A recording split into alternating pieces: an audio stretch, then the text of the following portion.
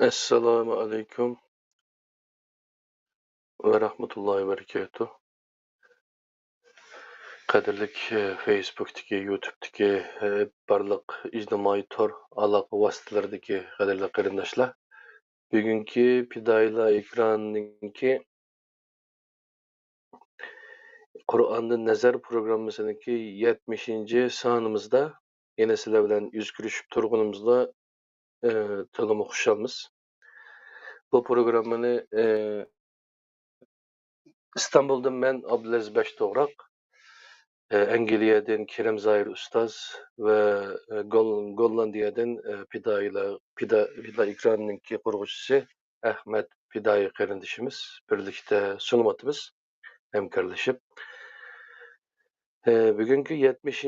sanımızda asaslık tema amanet ve salahiyet doğruluk sözleşimiz. Bunun da kısaca qo'shimcha temalarni so'zlab o'tay. Bo'layotgan talash-tortishlar va bundan ilgariki nurg'un masalalarda takrorlanayotgan omonat va salohiyat omillarininki bir to'plum, jamoat, millat va vatanning taqdirida qanchalik inchga va muhim ekanligini his qilmaganlar yo'q deyarlik deb qaraymiz. Endi nimani omonat deymiz, nimani salohiyat deymiz? Şəxs, cəmiyyət, millət və vətəninin amanətləri qaysı cəhətlərdə oxşaşlığa ega və qaysı cəhətlərdə fərqlənir? Səlahiyyət niməyə əsasən belgilanır? Səlahiyyətin saha bilan bo'lgan münasibəti şu.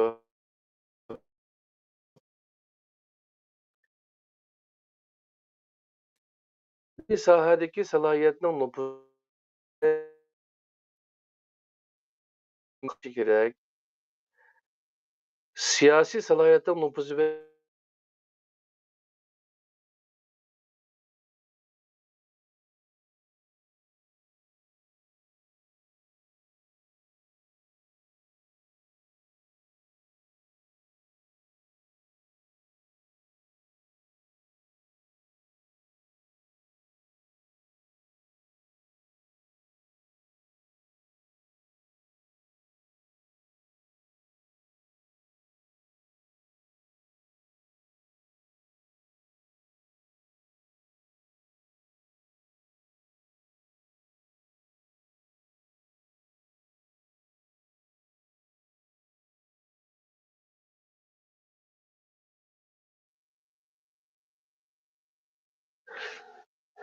qayt kireymi?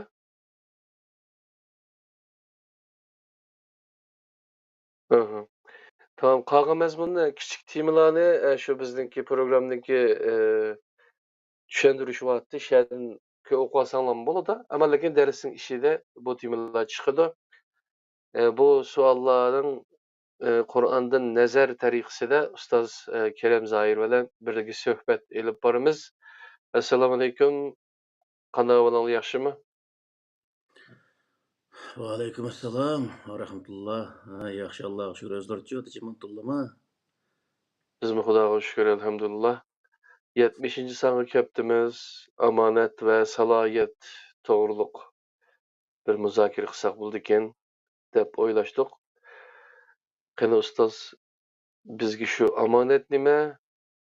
O omonatni biz beradigan salohiyat qanday bo'lishi kerak?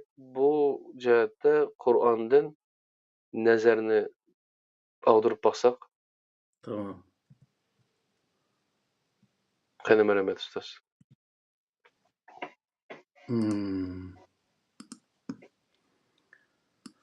Assalomu alaykum. Dunyoning haqqas joylaridagi hurmatli qarindoshlar, hammanglarning shu vaqt xayrli bo'lsin.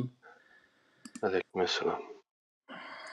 Endi o'tganlardan jiqmi shu bir masalalar ustida to'plarda jiq o'zi munozaralar bo'ldi. Shu munosabat bilan biz shu omonat salohiyat haqida Qur'onda nima deydi?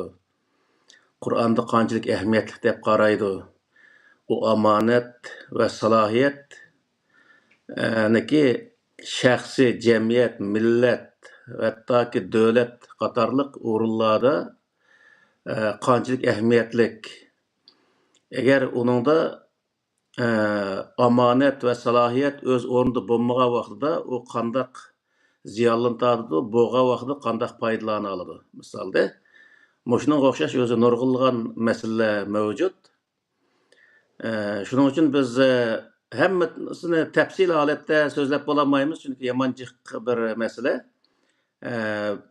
Bazen birlerge bir misal süptide bir akır misal keltirip ötümüz. Misal şahsini tatip Allah Teala cemiyet devlet hatta ki hem sahaga şundaq özü bu amanet ve salahiyetinin özüne nayeti yaxşı bir nim qilgan onunki şartlarını şundaq yaxşı qo'ygan. Misal şahsiy kelgan chaqda eng oddiysi mushu er ayol yana qiz o'g'illarniki to'y qilish masalasi kelgan vaqtida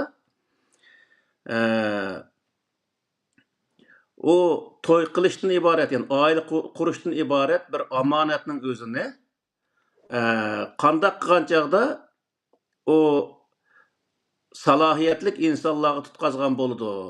Qandoq insonlar shu omonatni elish salohiyatiga ega bo'ladi degan o'z masala mavjud misol. Buni Alloh taolo Sur Niso'niki 34-oyatida Er-ricalu kavvamuna alen nisa'i bima fazzalallahu ba'zahum ala ba'zin ve bima anfaqu min amwalihim fes-salihatu qanitatun hafizatun lil gaybi bima hafizallah degan mush oyatlarning o'zida tafsil bayon qildi misolda. Bir o'g'ilning o'zi to'y qilishdan iborat bu omonatni qo'liga, ya'ni oila qurishdan iborat bir omonatning o'zini qo'liga elish uchun qandoq salohiyatga ega bo'lish kerak degan vaqtida Alloh taolo deydiki, u birinchi o'zi oilaniki iqtisodiy nemasining o'zini iqtisodni qamday oladigan bir o'zi iqtidor bo'lish kerak ekan. Ya'ni u to'y qilmoqchi bo'lgan yigitning o'zi men bir oila qursam, u oiladan iborat o güzel bir öz amanetning o'zini iqtisod jihatdan qamday olamdim, qamday olmamdim degan bir narsa kallasida bo'lish kerak va shuningga salohiyat to'shqa vaqtida ikkinchisi u oilani to'g'ri yetaklab mangalaydigan bundaq bir salohiyat bo'lish kerak. Mushu salohiyatlarga ega bo'lgan bir o'g'ilning o'zi, bir yigitning o'zi to'y qilsa, to'y qilish salohiyatiga to'shqan bo'ladi degan bundaq ma'no chiqadi. Yani cih narsalar var bu yerda. Hem ayollar degan vaqtda to'y qilish salohiyatiga ega bo'lgan qizlar fes-salihatu qanitatun deydi. Salohiyatga, yani to'y qilish salohiyatiga ega bo'lgan qizlar qanitatun hafizatun. Oila tuzumlarining o'zini qo'g'day oladigan, uni itoat qila oladigan hafizatun. O ailenin özünü muhafaza qila oladigan, yani o'zi yo'ldosh biya ketgan vaqtida uyini qo'g'dab tura oladigan, ailening butun barlig'ini baljaqa ailening o'z butun egilik narsalarini uyning ichidagi bor narsalarning hammasini sirtdan qo'g'dab tura oladigan mundaq o'zi bir salohiyatga ega bo'lishi lozim degan gap. Yani mushunchalik o'zi narsaga ega bo'la olgan vaqtida, ega bo'la olgandek bir salohiyatga ega bo'lgan vaqtida o qizning o'zi nima desa nimaga o'zi to'y qilish salohiyatiga to'shqan bo'ladi degan bo'ldi. Yana boshqa bir oyatning o'zida va in anastum rushdan degan bir ibora bor. U to'y qilmoqchi bo'lgan qiz o'g'illarniki to'y qilgandan keyin u yo'lini to'g'ri ep mangalaydigan bir salohiyati nimqa vaqtida bayqalgan vaqtida sizlar uni bayqasanglar, u vaqtida onun toyunu qilib qo'ysanglar bo'ladi deydi. Yani ailesini to'g'ri ep mangalamdi yo'q. Masalan o'zi bir oilada, masalan mening o'g'il qizlarim bor. Ash ballag'imda qarasak, balla to'y qilish salohiyatiga keldimi, kelmadimi? Bir uy tutsa, uyni boshqara olmamdi, uydan chiqolmamdi degan gap hamdi.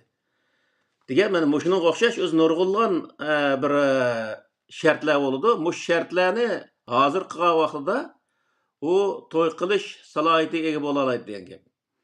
Endi demak, shaxsiyga bo'lgan bir shaxsiy bir o'zi, yani bir oila oldidagi oila qurmoqchi bo'lgan qiz o'g'illarniki oila qurishdan iborat, ya'ni qurilgan bir oiladan iborat bu o'z omonatning o'zini qo'lga olgan vaqtda qo'lga elish uchun qanday salohiyatlarga ega bo'lish kerak ekan deganning o'zida Qur'oni Karim mushuningchilik chog'liq narsalarni tortib hammasiga omonat va omonatga salohiyat qatordagi narsalarning hammasining o'zini Qur'oni Karimda bayon qilgan.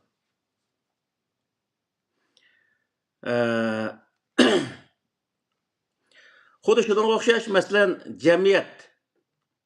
jamiyatning o'zi desak, jamiyatda bir Uyg'ur jamiyatining o'zida jamoatchilik degan bir narsa bo'ldi. U jamoatchilikning o'zini yetaklash, ya'ni hozirgi vaqt tashkilot deymiz hamda, shunday tashkilot va hokazo qurgan vaqtida u tashkilotniki jamoatning beshiga kelgan odam degan vaqtida uning o'zimi shu jamoatning o'zini to'g'ri yetaklab mang'alaydigan, uni hödisini chiqalaydigan shunday bir salohiyatga, ya'ni jamoatni yetaklashdan iborat, to'g'ri yetaklashdan iborat bir omonatning o'zini to'g'ri ep mang'alaydigan salohiyatga ega bo'lgan bir odamning o'zi u uning beshiga kelishniki nihoyat muhimligini o'zini bayon qildi misol. Omonat degan so'zning o'zimi aslida dunyodagi har narsa, har turli ish va o'rinlardagi o'rtaq atalg'uniki nimasi hamda atilishi shu narsaning o'zini qo'lga olgan vaqtida uni to'g'ri o'zi ishilta olamdi. To'g'ri qo'lini olamdi, to'g'ri o'zi o'rinda qo'ya olamdi. Mushuning hammasi surishti qilinadigan bir narsaning o'zini salohiyat deb qarildi deb nima qo'yadi-da. Qur'oni Karimda yana Sura Niso'niki 58-oyatida Innalloha ya'murukum an tu'addul amanati ila ahliha va iza hakamtum baynan nasi an tahkumu bil adli innalloha ni'ma ya'izukum bihi innalloha kana samian basira degan mush oyatning o'zidimi Alloh taolo omonatni o'z ahliga berishga buyurdi deydi.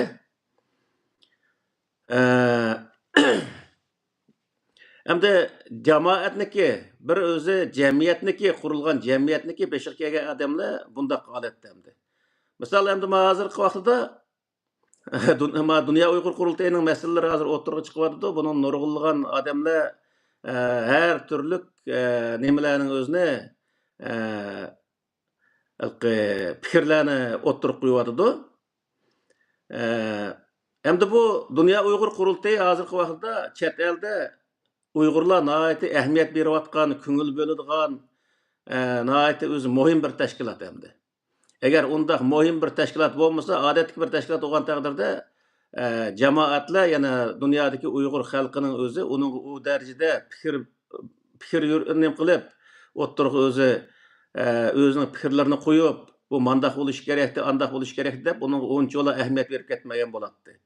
Hozir u qadar ahamiyat berib, uningga mandaq odam beshiga kelish kerak, mandaq odam bo'lish kerak degandek, shundaq fikrlarni berishlik sabab nima degan vaqtida Dünya Uyghur Qurultayiga bo'lgan bir qadar ishonchi bor degan gap. Birinchidan, ikkinchidan u Dünya Uyghur Qurultayiniki xalqaroda tunilgan bir tashkilot ekanligini Uyg'urlarni chaqirmoqchi bo'lsa, qurultayni chaqirish orqali misolda uniki Uyg'urlardagi ahvolning o'zini, hol ahvolning o'zini anglaydiganligi, shunday nurg'unlagan masalalar bor misol. Mushundaq cho'ng tashkilotlarimiz yoki har qanday davlatdagi o'xshash tashkilotlar bo'lsin, shu tashkilotlarning hammasiga degan vaqtida bu Qur'oni Karimdagi oyatning o'zi omonatni ahliga berishga buyurdi. Ya'ni bu yerda nimani bildirdi desa, xalq omonatning egisi. Bu yerda shu xalq o'zini to'g'ri yetaklab mangadigan bir odamga bir yetakchiga ehtiyoji bor. U o'zi omonatni ovoz berishdan iborat, shu kimni boshliq saylashdan iborat bundaq bir omonatning o'zini qo'li tutib turdi degan gap. Hamda shuningga salohiyatlik, ya'ni xalqniki nimalarning o'zini to'g'ri yeteklab mang'alaydigan, xalqni to'g'ri yeteklab mang'alaydigan, xalqning dardini to'g'ri anglata oladigan va xalqniki maqsad muddaosiga qarta to'g'ri harakat qila oladigan va shu sohada maxsus o'qigan, kasb ahli bo'lgan insonlarning o'zini va kasb ahli bo'lishdan sirt uningga sadoqat bilan, ya'ni shu haqiqiy millatni zodi to'g'ri yo'lga yetaklashda xolis holatda haqiqiy maqsad qarab o'zi yo'l mang'alaydigan, yo'l mengishni maqsad qilgan mushundaq o'zi odamga berish millatniki bir omonatni ahliga berish deb qaraldi misol. Agar mushuning o'zini o'z o'rniga bermagan vaqtida biz tarixda misol hozir 300-400 yil bo'ldi. Ko'mgan kunni ko'rib hozirgachilik mana mushundaq eg'ir kunlarda yashayapmiz-da. Endi eg'ir kunlarda yashab, 200-300 yildan birisi mush kunlardan qutlanmay kirishimizning tüp sababi nima degan vaqtida xalqimizdimi yoki mayda yetakchilarimizdimi degan vaqtida xalqimizda emas, yetakchilar ekanligini to'liq men his qilib misol shaxsan. Chunki nima ish qilgan vaqtida men O'rta Osiyoda bo'lgan Sharq Turkiston ozodlik tashkilotining o'ziga oxirsiz qatilib qolgan bir yerim bor. Mana shu vaqtning o'zida xalqning uning bo'lgan qizg'inligi va uning tashlagan pullari misolda uning zodi o'zining jismoniy va iqtisodiy har jihatdan bo'lgan shu qizg'inligi shunchalik kuchli bo'lgan. Men ashada shu ishlarga shohid bo'lgan odam. Hem bu yerdeki nima degan vaqtda u tashkilotning beshiga kelgan odamlarniki salohiyatniki uning salohiyatini to'shmaydigan, salohiyat to'shmaydigan odamlarni kelib qolganligidan bu ishlarning mag'lub bo'lganligini his qilyapman. Chunki agar ash ishning o'zini to'g'ri yetaklab mang'alaydigan, ash kasbning egisi bo'lgan, ahli bo'lgan insonlar ash ishning beshiga kelgan taqdirda bizniki bu ishlarimiz buncha o'zi so'rilib ketmagan bo'ladi. Masalan, tarixda 1910 deymiz, 11-yilmi, 20 deymiz, 33 deymiz, 44 deymiz. Mushu jarayonlarda bo'lgan inqiloblarimizning hammasida bizniki mag'lub bo'lishimiz askar jihatdan Xitoy bilan o'zi urush qilish jarayonida biz urushda askar mag'lub bo'lganlik sababidan biz mag'lub bo'ldikmi yoki siyosatda mag'lub bo'ldikmi? Shu narsalarni o'ylasaqlar, bu narsa nihoyat aniq bo'ldi degan gap. Ya'ni bizning millatimiz hech bir zaman janni berishdan, qanni berishdan va pulini berishdan hech bir zaman hech qanday bir yerda qochgan emas. Yani qanday bir yer kelsa, o'ziniki zot vatan millati va o'zining kelajagi uchun janini, melini berib kirgan odamlar nihoyat ko'p bo'lgan. Uni kontrol qilib, shuni joyida o'zi harakat qildirish iqtidoriga ega bo'lmagan odamlar o'tirib chiqib qolganligi uchun u ishning o'zi oxirisiga kelib cho'digan vaqtda mag'lubiyat bilan oxirlashgan. Shunga Alloh taolo Qur'oni Karim nima deydi degan vaqtda, sizlar bu yerda omonatni bermoqchi bo'lsanglar, uni ahliga beringlar. Ahliga beringlar deganning o'zi shu ishni biladigan, shu ishni haqiqiy o'qigan, shu ishni qilib oxirisiga chiqara oladigan iqtidor egasi bo'lgan insonlarga beringlar. Misol biz eng oddiysi Bosna Hersekniki nemisi İzzet Begovichni Yamanbek mushu nemaning o'zida mush Facebook deymiz, u bu yerda ashniki gaplarning o'zini tarjima qilib yozib qo'ydigan ayndaq ishlarni aytib ko'p bizning millatda. Voy, Ali İzzet Begovich andaq debdimish, mandaq debdimish deydigan gaplar bor. Nima uchun undaq deydi? Ash odam nima uchun o'zi mushu Bosna Hersekning o'zini qurib chiqish iborat mundaq cho'ng bir ishning o'zini boshqa chiqdi degan vaqtning o'zida bu odam shuni o'qib, shu sohada yetilgan bir odam, shuning ahli bo'lgan bir odam. Uning uchun bu ishning o'zini boshqa chiqoldi. Qayerda qanday qilishni, qanday yo'lni, qanday o'zi mengishni, qayerga borgancha nima ish qilishni hammasini to'g'ri bilganligi uchun bu odam bu ishni oxirisiga chiqib, bu Bosna Hersekni iborat bir davlatning o'zini qurib chiqdi. Biznikilar degan vaqtda bizniki bir qancha qatim masalan shunchalik cho'ng badallarni to'lagan bo'lsaqmi, eng oxirgi hisobda bir siyosatning o'zida o'tirib qo'yganligi sababidan va bir qism yerlarda o'ziniki shaxsiy o'ch adovatining o'zini davlatniki manfaatidan oliy bildigan ishlar mavjud bo'lganligi uchun bizniki ishimiz mushundaq o'zi oxir so'zilib ketdi. Nurg'un qatim mag'lubiyat bilan oxirlashdi bu ishlar. Tökken qanlar hammasi o'z bekoga ketdi. Misal men bildigan mushu 90-yili 4-oyning 5-ida bo'lgan barni voqeasini boshlab mening esimda bor ishlar G'ulji voqeasi deymiz. Misal undan keyin yana nurg'unlagan shundaq o'zi ushaq-tushak ishlar nurg'un qatim bo'ldi. Bu ishlarning hammasiniki mag'lub bo'lishniki tub sababi nima degan vaqtida hech qanday siyosiy ang yo'q holatda. Bir ishni qilish kerak, o'lish kerak, shahid bo'lish kerak o odam, shahid bo'lgandan keyin jannatga kirib olish kerak. Yani hammasi shaxsiy muddao mandaq aytgan vaqtida. O'zini nima qilib lekin o'zini o'ylabla zodi qiyomat ko'zman jannatga kirib olsam bo'ladi. Deb lekin jannat kirish, savob olish, jahannamdan qutulishdan iborat mushu muddao uchun kurash qilmoq. Allah Taala Qur'oni Karimda hech bir zaman birinchi o'ringa o'zining rizoligini, savob olishni, jannat kirishni, do'zaxdan qutulishni yozgan emas. Hech qanday bir yerda, Qur'onning hech qanday bir yerda. Bu 2-chi, 3-chi, 4-chi o'rinda keladi bu ish. Bu Alloh rizoligi, jannatga kirish, jahannamdan qutulish degan o'zi. Birinchi o'rinda nima keladi degan vaqtda, birinchi o'rinda ash odam shu ishni o'zini to'g'ri qilish. Shu har bir o'zi qilish nima? Hatto kiyim-kechak kiyishdan tortib toki kurash qilish yoki o'zi pul mol joy xashlashdan iborat hammasiga Alloh taolo nima kelimasini ishlatdi? Taqvo kelimasini ishlatdi. Taqvo kelimasi to'g'ri qilish degan bo'ldi. Yani xatolikdan saqlanish deganning o'zi, yani bir ishni to'g'ri qilish. İnsanlar bir ishni tutgan vaqtda o ishni birinchi qadamda qilgan vazifa nima desa, o odamniki kallasiga o'zi kirdirib olgan narsa, men bu ishni qanday to'g'ri qilib, men bu ishni o'zi oxirgi nishonga yetkazaman deganni o'ylash kerak, degan gap. Asla men savob olish uchun, Allohningki roziligi uchun va kaza deganning o'zini birinchi o'rin qo'yib olmaslik kerak. Nima uchun degan vaqtida u ishni to'g'ri qilgan vaqtida Alloh taolo buyurgan bir buyruqning o'zini to'g'ri qilgan vaqtida u odamdan Alloh taolo rozi bo'ladi, to'g'ri qilgan odamdan rozi bo'ldi. Allohning rozi bo'lishi u insonniki u ishni to'g'ri qilgandan keyin bo'lgan ish u. Allah rozi bo'lgandan keyin u odam jannatga kiradi, jahannamdan qutuladi. Ammo u yerda bir ishni qilsammi bo'ldi-ki, men ishni bunday qilsam, men o'lsam jannatga kirdi ekanman degan o'zi bana bilan mushni bunday qilib qo'ysam Alloh rozi bo'ladigan o'xshaydi degan bundaq o'zi qarash yo'l qischa degan vaqtda u odam asla Allohning roziligiga yetolmaydi. Chunki nima uchun degan vaqtda u odam birinchi qadamda ishni to'g'ri qilishdan boshlamaganligi uchun, birinchi qadamda manfaatdan boshlaganligi uchun bu odamdan Alloh taolo rozi bo'lmagan gap. Shu Qur'oni Karim nima deydi desa,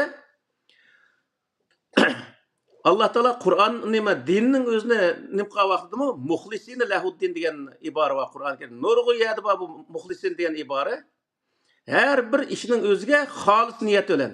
Ya'ni uni hech bir zaman Allohning rizoligini ta'ma qilmay turib, jannatni ta'ma qilmay turib, jahannamdan qo'rqishni, jahannamdan qutulishni ta'ma qilmay turib, xolis niyat bilan faqat u ishni to'g'ri qilish. Alloh taoloniki bu yerda insonlar qo'ygan vazifasi bu. Onu to'g'ri qilgandan keyin u o'zi qalbida iymon va bundaq bir inson bo'lsa, undan Alloh taolo rozi bo'lgan gap. Alloh taolo rozi bo'lgan ishning hammasida savob bo'ladi. Savob bo'lgan ishning hammasi jo'risa o odam jannatga kiradi. U vaqtda kelgan narsa.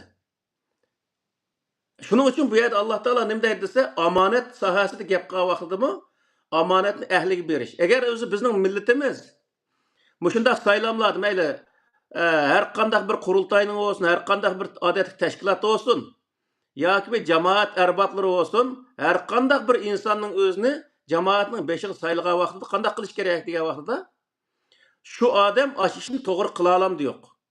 Ash odam ash ishning ahlimi emasmi? Ash ishni bildigan odammi emasmi? Ash ishni qilib oxirsiga chiqaradigan odammi emasmi? Buning o'zini nihoyat yaxshi surishti qilish kerak. Ve şunu bildiğin, kılalaydıgan, ödüsünü çıkalaydıganca adamı beriş gerek diyen gap.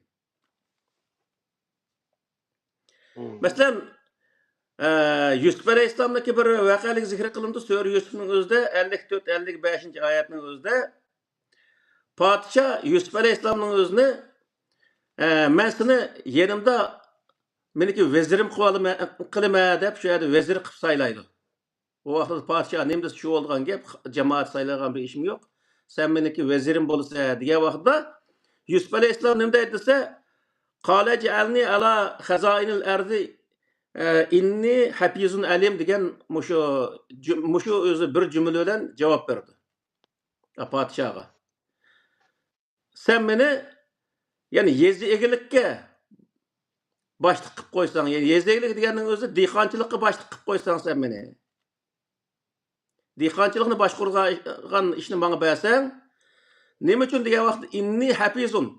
Men u dehqonchilik mahsulotlarining o'zini qandoq o'zi saqlashni bilimi va alimun va u dehqonchilik sohasidagi ishlarni ham bilimi. Dehqonchilik qandoq qilishni ham bilimi, ham o'zi bu yerda u dehqonchilikdan chiqqan mahsulotlarning o'zini qandoq saqlashni men bilaman. Men bu ishni bilganligim uchun men bu bildigan ishimning o'zini menga bersang, men u sana maslahatchi bo'lsam, men u maslahatchilik qilaman, lekin meniki bildiganim ma'u deylik. Bu o'z Qur'onga kelib bunda nima oyatlar jiq. Misol Sura Baqaraning oxirisida la yukallifullahu nafsan illa wus'aha laha ma kasabat va alayha maktasabat degan oyatning o'zida taqat yetadigan ishqa Alloh taolo taklif qiladi deydi. Demak bu oyat nima desa, bir ish kim qaysi ishni qila olsa, men bu ishni qilay. Men ma ishni qila olayman deyish u insonniki vazifasi degan gap. Agar o odam o ishni qilolmaydigan bo'lsa, Yusuf Aleyhisselam deganga o'xshash, Yusuf Aleyhisselam mana podshohning yanında turib aşağıda o'zi bosh maslahatchi bo'lib, bosh vezir bo'lib aşağıda ishlagan bo'lsa, Yusuf Aleyhisselamga rahat. Yusuf Aleyhisselam aşağıda o'zi u podshohniki maslahatchisi bo'lib boqmagandikan hayotida o kichikdan dehqonchilik bilan shug'ullanib kelgan odam bo'lg'achqa, u nima qilgan degan vaqtda men dehqonchilik ishini yaxshi bilaman. Ve bu buğday qo'naqlining o'zini qanday saqlashni ham yaxshi bilaman. Uning uchun mushu vazifani menga bergin deylik. Unda xo'sh biz qanday qilamiz degan vaqtda biz har qanday bir vaqtning o'zida biz o'zimiz biladigan, o'zimiz o'qigan ham o'zimiz shu ishniki egisi bo'lgan, ahli bo'lgan ishning o'zini biz talab qilish vazifamiz bor degan gap. Agar biz qilolmaydigan, o'qimagan sohadagi ish bizga yuklanib qolgan vaqtda jamoat xafa bo'lmanglar. Ma ishning o'zini men bilmayman. Ma ishning ahli emasman. Deyish lozim degan gap. Agar ashni qilmagan vaqtda degan vaqtda bu yerda o'zi nurg'un oyatlar bor yana ashundaq o'zi ahli bo'lmagan insonlar bunday bir ishni qilib qolgan vaqtda uniki oxirgi ziyonning qanday bo'lganligini. Masalan, tarixni ko'rsakmi biz tariximizda ahli bo'lmagan insonlarniki o ishning beshiga kelib qolgandan keyin masalan shu Saydiya xonliqiniki tarixining o'zini o'qisak, undan keyingi nurg'ulgan tarixni o'qisak, masalan uning 5lik tarixini tortib, tarixda salohiyatli podshohlar davlatning beshiga kelgan vaqtda davlat taraqqiy qilgan, davlat kuchlangan, salohiyatsiz podshohlar kelgan vaqtda davlat mag'lub bo'lgan, davlat xarobalikqa aylangan, millat parakanda bo'lgan misolda. Nurg'un inqilobning o'zini mashtaq nima uchun degan vaqtda o beshik tug'an odamniki qanchalik muhim ekanligini bildirgan narsa. Masalan, Payg'ambar alayhissalom Madinada Zayd ibn Sobitning o'zini nimaga shu askarlik shu vafot bo'lishining oldida askarniki beshiqib biyak evatidi. U yerda Abu Bakr va Umar va Ali va Osman va nurg'ulgan sahobalar va hamma o kishini evatidi. Nima uchun degan vaqtda u kishi o'zi urush mahoratini bildigan bir odam bo'lganligi uchun. Keyin yana o'zi 30 ming odamga nima boshliq qilib, uniki bolasini yo'lga soladi. Payg'ambar alayhisalom shu jarayonda o'lib ketdi. Nima uchun degan vaqtda uning bolasi ashundaq o'zi urush mahorati va urushning o'zini biladigan bir odam bo'lganligi uchun buningga Payg'ambar alayhisalom ashuni tanlaydi. Nurg'ulgan bo'lmasa shu Payg'ambar alayhisalom bilan Payg'ambar men payg'ambar bo'ldim. Alloh taolo meni payg'ambar qildi degandan boshlab amanna degan Abu Bakr qo'shash öz sahabalar var şu yerdə. Aş sahabılını tatib aşının özünü sen mani qığın deməsdən, adamның özünü əskerge baş qılıb, evet sebep neymi deyə vaxtında? O adam onu bildiğen boğanlığı için Peygamber Aleyhisselam şunu tallaydı. Mesela Halid ibn Velid deymiz. Halid ibn Velid'nin özü şu Peygamber Aleyhisselam Medine kelgendeki Medine'ye kilitde qancha yıldan keyin o İslam'ı kabul kıldı. Yani en azı olsa Peygamber Aleyhisselam peygamber olup 19-20 yıldan keyin özü İslam'ı kabul kıldı adam. Kelgendeki askerinin özünü aşına tutkuzudu. Nurgu yeğenin özünü şu Halid ibn Velid'nin kulu ile fetih kılıdı. Ne için diye vaxtda o askerliğini bildiğin bir adam boğanlığı için. Onundan başka misal Peygamber Aleyhisselam Mekke'den Medine'ye hicret qilgan vaqtdan bir müşrikning o'ziga pul to'lab bizga yo'l boshlab Medine'ga olib qo'ydi deb o'zi nim qiladi, ish qiladi. Bir musulmonni akilib sen biz bilan o'z bir din ekansa, ma yo'lni sen boshlag'in demasdan bir mushrikning o'ziga yo'l boshliq qilib Medine'ga keldi Peygamber Aleyhisselam. Nima sababdan degan vaqtda yo'lni bildigan odam bo'lganligi uchun. Yani jig'ib aytgan vaqtida bir o'zi omonatning o'zini bir odamga tutqizish Qur'oni Karim belgilagan bo'yicha aytgan vaqtida qanday qildi ekanmiz degan vaqtida ash omonatning höddəsini chiqa oladigan, shuni zodi manzilga apara oladigan insonga tutqizish nihoyat muhim ekan degan gap. Endi bu yerda gapni uchuqni qilsak bo'ladi. Hozir masalan bir qarindoshimiz nimaga Dunyo Uyg'ur qurultayiniki raislikka nomzod o'tdi, shundan chiqqan bir gaplar bo'ldi. Biz bir tashkilotni o'rib o'tish vaziyatimiz yo'q. O'rib olsak bo'lmaydi. Arantasda o'zi mushoratga kelgan narsa. Uni o'ngishimiz lozim. Ichidagi bir qism xato narsalarni o'ngshash orqali millatga to'g'ri o'zi nim qiladigan, foyda yetkazadigan bir holatga akilish nihoyat muhim. Shuning uchun biz bu sohada o'qigan, o'zining salohiyati shuni to'shqan bundaq insonlarniki bundaq tashkilotning beshiga kelishini nihoyat o'zi butun millat orzu qilayotganligi uchun uning ustiga xalqaro vaziyat nihoyat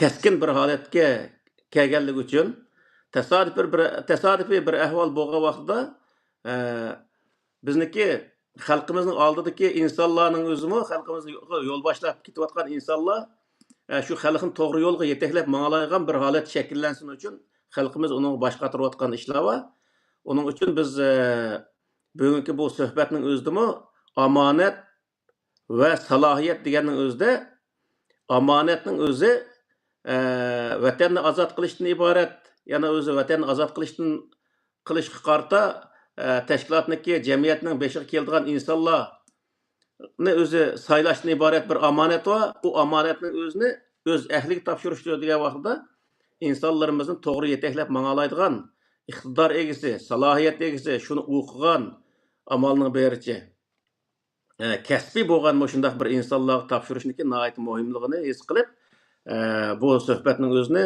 bugun o'rinlashtirgan bo'ldik. Misol biz nurg'un qatim dedik, bu tashkilotchilikda masalan bir davlatchilikning misolga olgan vaqtda ichki siyosat, tashqi siyosat deymiz. Tashkilotga o'xshash. Misol ichki siyosatning o'zida bir territoriyada yashaydigan xalqniki o'rtaq manfaatini chiqish qilgan holda uning barobarligini ichki siyosatda va adolatning o'zini ching tutish va shuning qarta harakat qilish bu yuqori qatlamdagi insonlarning vazifasi. Misol Sharq Turkistonda nurg'un millat yashaydi. Uyg'urlar ko'p sonliqni egallaydi. Uningdan boshqa millatlarmi bor? U millatlarning hammasiniki Sharq Turkiston uchun kurash qilish, Sharq Turkistonga hassa qo'shish, u yerdagi o'rtaq manfaatimizni qo'g'dash o'rtaq bir vazifasi bo'ladi. Endi buning o'zini hammasini o'rtaq bir bayroqning ostiga, bir shuarning ostiga yig'ish bu o'zi shu tashkilotniki, shu o'zi jamiyatniki, beshidagi insonlarniki iqtidoriga beg'ishli ish bo'ldi endi. Agar u iqtidorli odam bo'lsa, qancha millat bo'lib ketishni qat'iy nazar. Masalan, Sovet davrida Lenin degan bir tozning o'zi o'tirib chiqib, butun Sovetdagi Aşı 100 neçe nim barmı şundaq öz nurgun millet var bir eken bu. Aşı milletinin hemmesini bir bayraqның astığı jığıp, biz Sovet İttifaqının özüne, yana Bolşeviklar partiyasinden qılıp, Sovet Sosyalist Cumhuriyetinin özüne qurup çıqqan bir vaqalikli var tarixda. Xuddi şununğa oxşaş Mao degan Xitoyning özümü 56 millet deydi. Şu 56 milletning hemmisini vay biz hemmimiz barabar, hemmimiz oxşaş millet deb aldab jurib desimi, nima qilishni qat'i nazar shu yerda o'zi Jungodan iborat bir davlatning o'zini qurdi misolda. Demak, ashunga iqtidoriyati degan gap. Ham bizcha degan vaqtda biz shu yerda bizniki ajdodlarimiz siyosatni, xalqaro siyosatning o'zini yaxshi bilib qilgan bo'lsa edi, o vaqtda biz mushu kunlarning o'zida Xitoyga o'zi mush etib, ularni yo'qol Xitoy deb yurishni o'rniga mustaqil vatanimiz bo'lgan bo'ladi. Dunyoda o'z erkin yashab bu sarsonlikni ham nim qilmagan, tatmagan bo'lardik.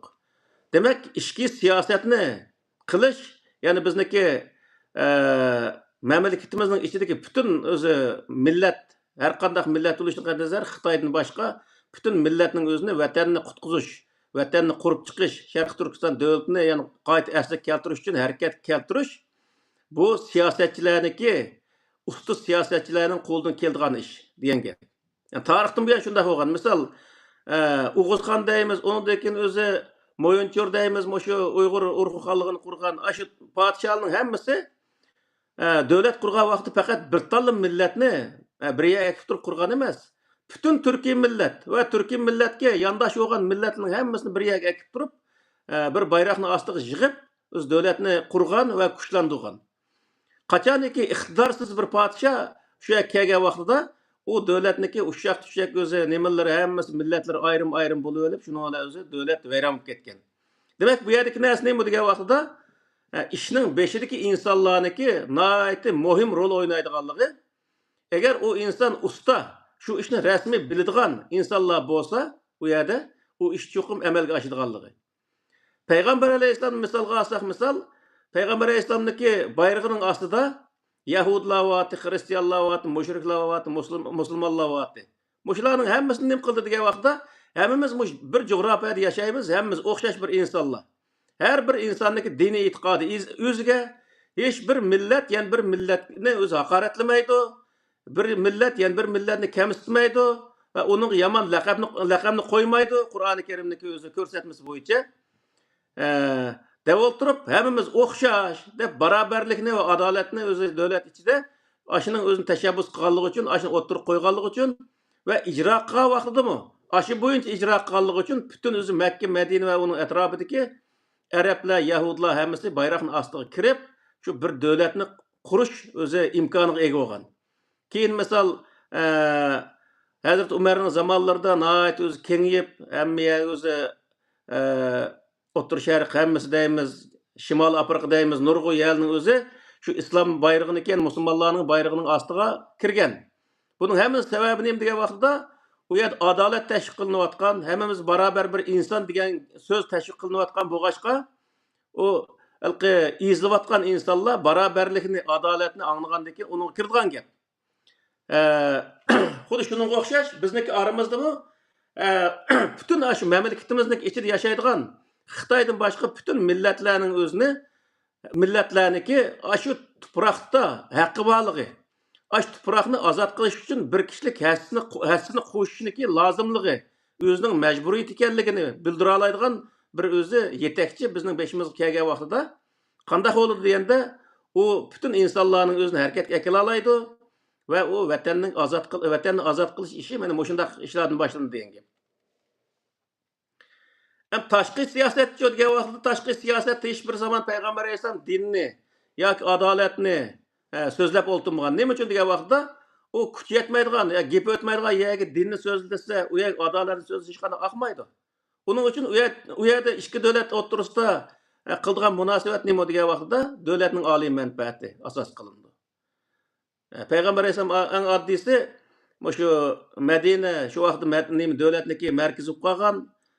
Keyin Makka bilan o'zi Makkaliklar bilan kelishim tuzgan vaqtda Hudaybiya sulhisining o'zidimi shu Madinaniki yani aşı devletniki özünün devletinin menfaatini asas qilib turib tüzügen. Hatta ki Mekke'de bir Türk'ün özü Müslümanlar batı, şunun özü putkuldu kişen halette Peygamber Aleyhisselam'ın kaşığa geçip gelgen Müslümanlar bozu mu? Şunun özüne aşı Mekke'deki, Medine'deki Müslümanlar, Medine'deki devletniki menfaat için qaytib turuşunun özüne şu yerdə buyurğan, hatta şunun özünü mənim bizni qaşımız kipto deb oturup dini noktadan qaramasdan devletçilik noktasıdan qaraş arqılıq bunun özünü qaytırıb etken misalda, yani devlet menfaatini birinci orun qoya alğan.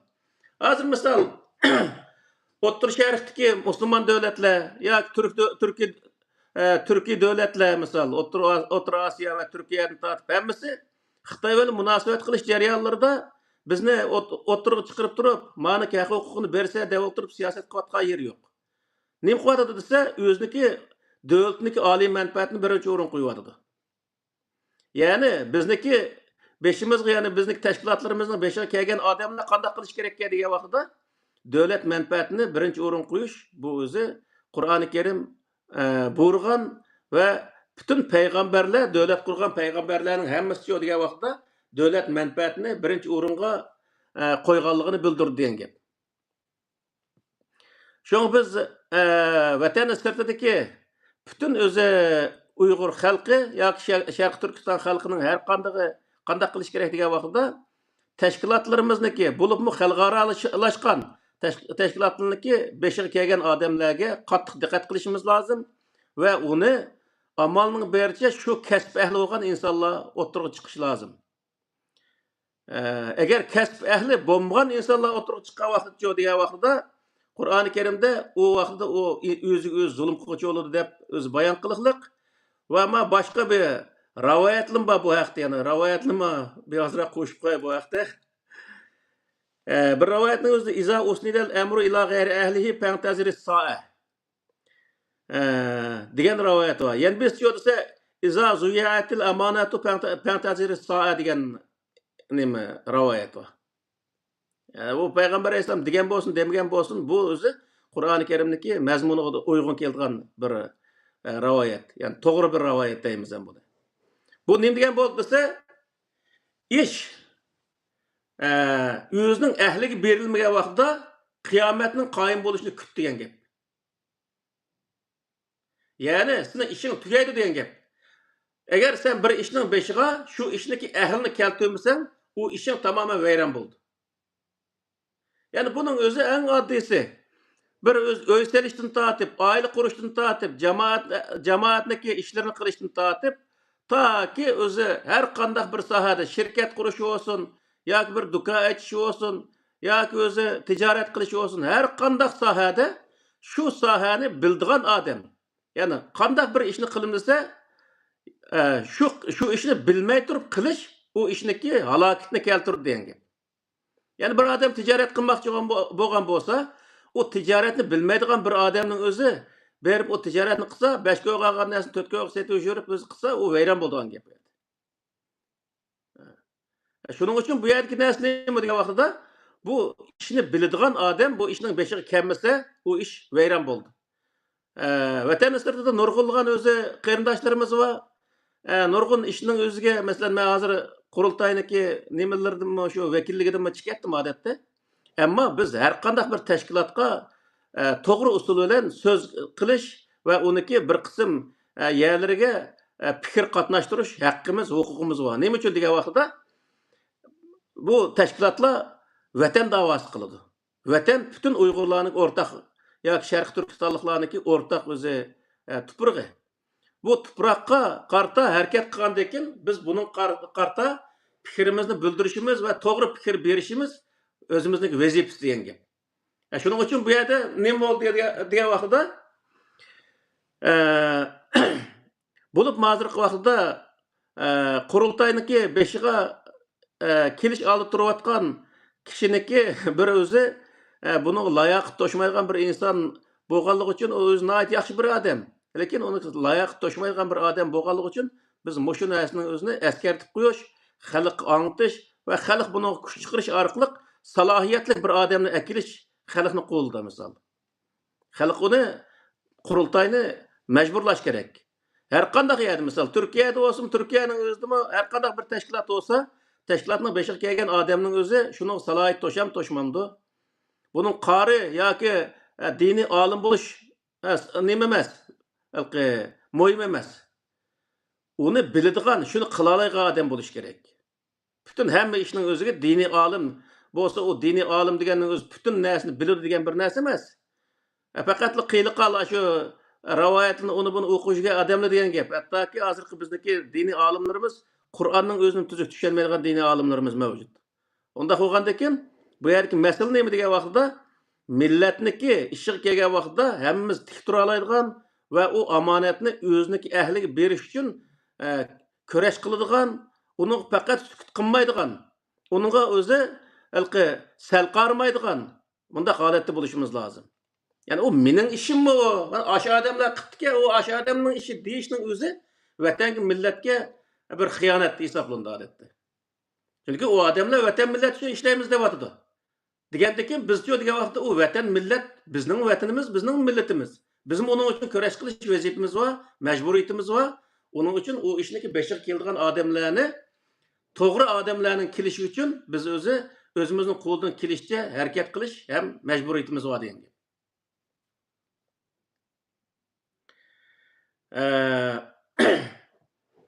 Üçüncüsü sadakat. Aslında bu programın özde amanet, layakat, sadakat deb nima qilish kerak, ammo bunun özünü men o'zimdan qo'ydim. Sadakat nəhayət muhim o'rin turdi. Chunki bir ishni qilgan vaqtida o ishqa manfaat talab qilib yoki yuz obro'y talab qilib yoki dunyoda otilib qolish uchun, tarix yezilib olish uchun bundaq o'zi harakat qilish o ishniki mag'lubiyatni keltirdi. Uning o'zi hech qanday ish bo'lmaydigan. O zot haq nima deyotdi, uning o'zi ham ish yo'q. Faqatla shu ishning o'zini samimiylik bilan qanday qilganda men bu ishning o'zi, shu menga berilgan vazifaning o'zini o'z manziliga yetkazima deb shu to'g'riliqni boshqa turadigan bundaq insonlarniki bo'lishi nihoyat muhim o'rinda turadi. Ya'ni biz agar vatanimizni ozod qilamiz deydigan bo'lsak, vatanni ozod qilish uchun birinchi bizniki shu ishqa o'zini atgan, shu vatan millat uchun, vatanning ozodligi uchun o'zini atgan insonlarniki chiqishiniki nihoyat muhimligini o'zini bildiradi degan gap. Agar biz shu o'ringa layoq to'shqan insonni chiqarmagan vaqtida tamam o ishniki tamoman mag'lub bo'lganligining o'zini biz kutib olsak bo'ldi.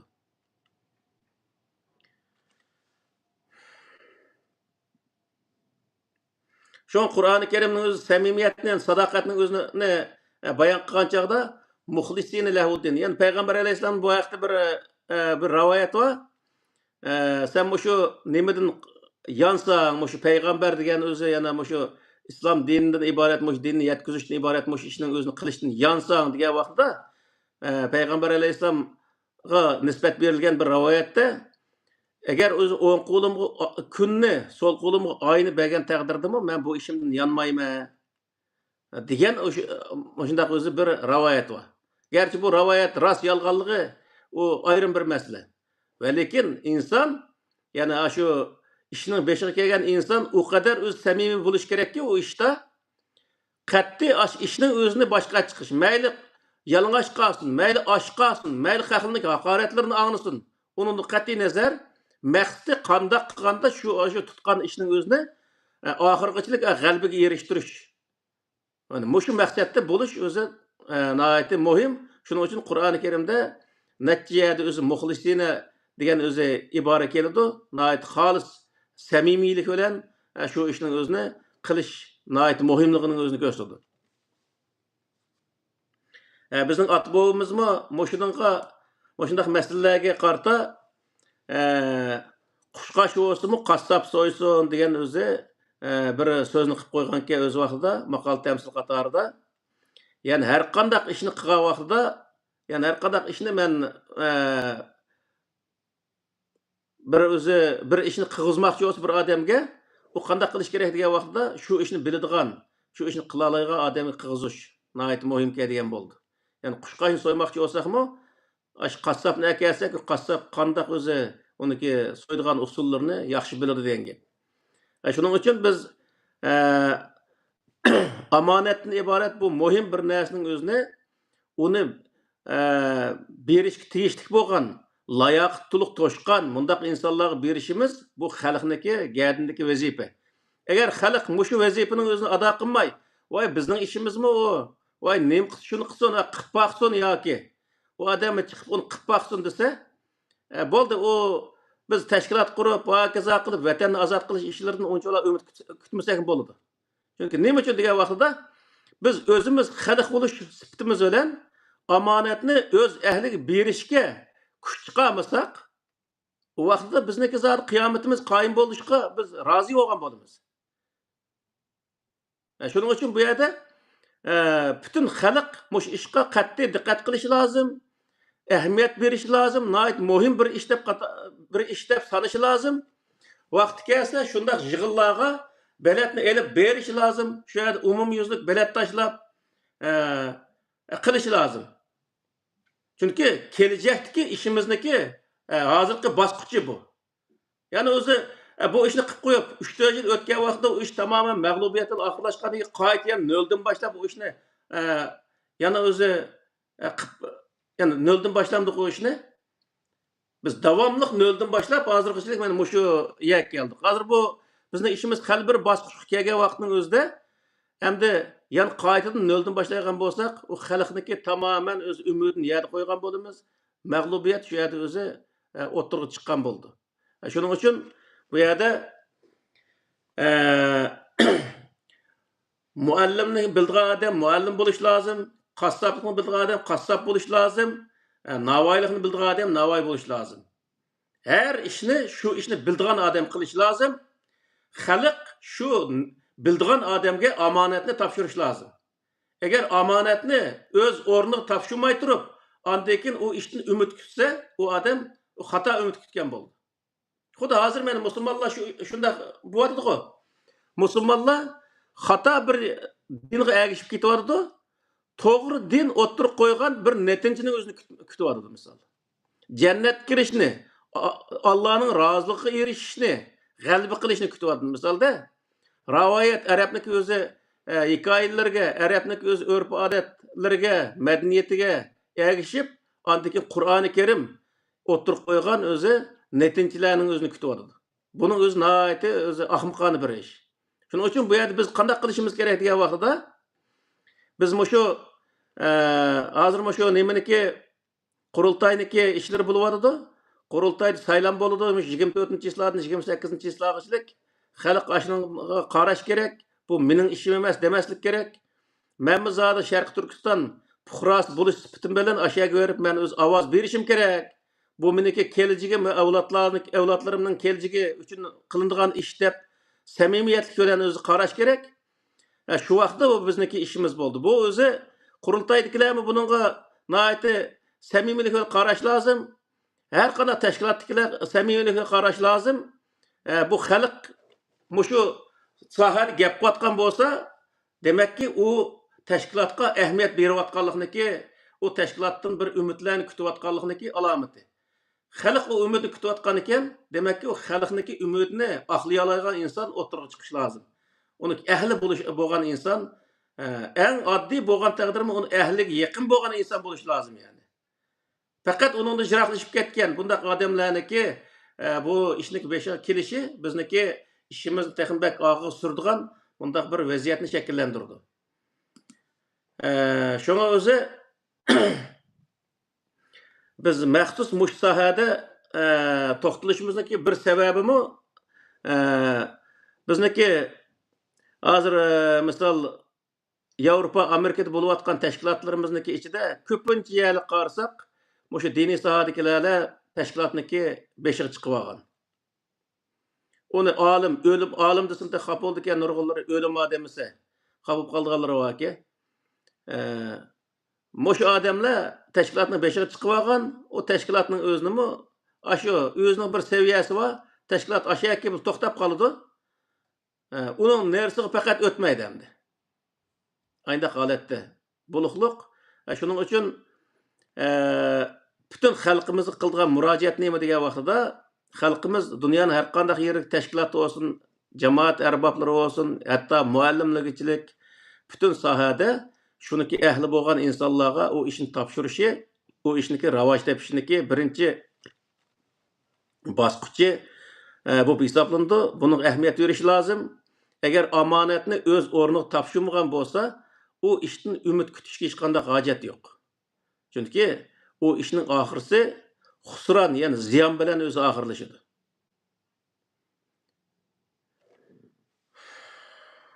Xo'sh.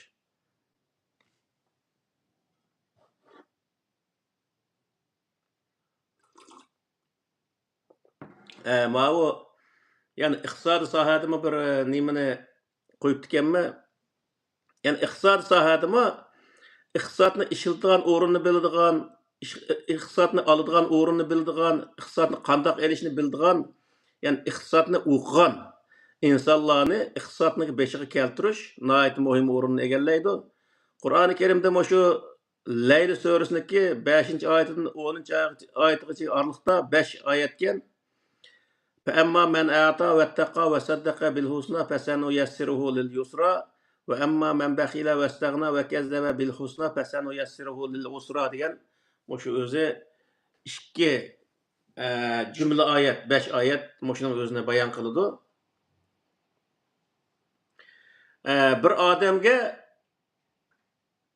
bir narsa ba demoqchi bo'lgan bo'lsak, u odamga shu qilmoqchi bo'lgan ishimizniki va saddaqa bil husna deganning o'zi shu qilmoqchi bo'lgan ishimiz yaxshi ish ekanligiga u odamning o'zini iqro qildigan, ya'ni tasdiq qildigandan keyin u odamga pasanu yassiruhu lil yusra. U odamga berish o'ng'ay to'xtaydi. Masalan, bir odam meningdan pul olmoqchi, tashkilotga ishiltish uchun pul olmoqchi bo'lgan bo'lsa, uning o'zini mandaq bir choy ichimiz yoki bu yerga borib o'zi o'yin tomosha qilib kelamiz, shuning qarta tashkilot nomida shu ishni qilmoqchi. Shuning uchun pul olsanglar desa, men hargiz bermayman odamlarga. Ammo u odam meni qishimga kelib, biz uni mandaq ishga ishiltimiz, vatan uchun, millat uchun mandaq cho'ng ishlar ishiltimiz. Buni qilib mandaq bir netijalarni qozonamiz, oxirida deb uningda o'zi vatan, millat uchun o'zi shunday netijalarni qozonadigan netijalarni menga o'zi so'zlab turib, menga tasdiq qildigan vaqtida, u vaqtda to'xtatdi. Men buni bersam bo'lg'day deb mening berishim, o iqtisodni berishim menga o'ng'ay to'xtaydi. Ya'ni demakchi bo'lgan gap nima degan vaqtda iqtisodni yig'adigan odam, iqtisod yig'ishni bila oladigan, iqtisodiy o'rinni to'g'ri ko'rsatish orqali millatni qoyil qila oladigan insonlarniki iqtisodning beshiga kelishi nihoyat muhim o'rinni egallaydi degan gap. Xalq o ko'rgan odamga iqtisod bermaydi. Uningga har odam bor, har odamga shu odamniki tug'an turqi qarab so'zlay oladigan. Shuning qarab o'zi bu odam mandaq gapni qilsa, men xo'shaqidi deb o'tirib, shunga so'zlab, shu iqtisodni o'zi qanday elib shu to'g'ri yo'lga ishiltishniki yo'llarini o'zini odamga tushundigan vaqtda, demak nima degan vaqtda u odam tushunib, bu odam bu narsaning o'zini to'g'ri yo'lga ishiltigan deb ishiltigan, ya'ni to'g'ri ekanligini u odam va saddaqa bil husna deganning o'zi yaxshi ishga ishiltiganligini u odam tasdiqlagan vaqtida fasanu yassiruhu lil yusra. U odamga o'zi berishning o'zini osonlashtiradi. Ya'ni u odam o'ng'ay beradi degan gap. Berish u odamga oson bo'ladi. Va amma man bakhila vastag'na va kazzaba bil husna fasanu yassiruhu lil usra. Ammo u odam u o'zi yaxshi ishning o'zini yolg'onga chiqarsa, ya'ni bir odam uniga kelib bir yaxshini qilmoqchi. Pul yig'adigan odam bir yaxshini qilmoqchi, lekin u odam uning o'zini qoyil qilolmasa, o pul bermoqchi bo'lgan odamning o'zini qoyil qilolmasa, u odam o yaxshining o'zini kazzaba, ya'ni o'zi bu odam buni yolg'onma deyotgan gapi deb uning o'zini bundaq o'zi kallasida yolg'onga chiqargan bo'lsa, fasanu yassiruhu lil usra. U odam berish qiyin bo'ldi. Ya'ni bermaydi degan gap. Bu yerdagi narsa nima degan vaqtda Alloh taolo bizga bir narsani o'rgatyaptiki, bir odamdan pul yig'moqchi bo'lgan bo'lsang, bir yaxshi ishlatishga, u yaxshi ishniki qandoq ish ekanligini, uni qandoq bir yaxshi natijalarning keldiganligini o'zini so'zlash orqali u pul bergan odamni sen qoyil qila olgan vaqtda u odam uni beradi degan gap. Bu nima degan bo'ldi degan vaqtda iqtisod ishig'dan insonlarmi iqtisodni yig'alaydigan iqtidor egasi bo'lgan xalqni qoyil qila oladigan iqtisodni yig'ish jarayonida buni mandaq ishga ishlatamiz bu degan mandaq qilsak mandaq bo'ladi buni orqasida mandaq cho'ng ishlar keladi deb uning o'zini qoyil qila oladigan insonlar u yerga kelgan vaqtda nima qildi degan vaqtida iqtisodni yig'alaydi degan gap.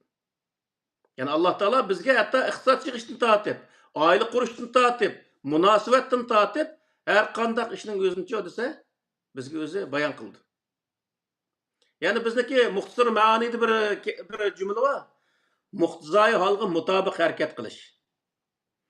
Muqtizai holga mutobiq harakat qilish deganning o'zi qanday bir yerga borsak, u yerdagi amaliy ahvol nimani taqozo qiladi? Şu taqozo qilgan ahvol qarta biz o'zi ish qilish orqali ishimizni natijaga erishtirish. Bu nəhayət mühim narsa. Bu siyasətçinin işi mesela.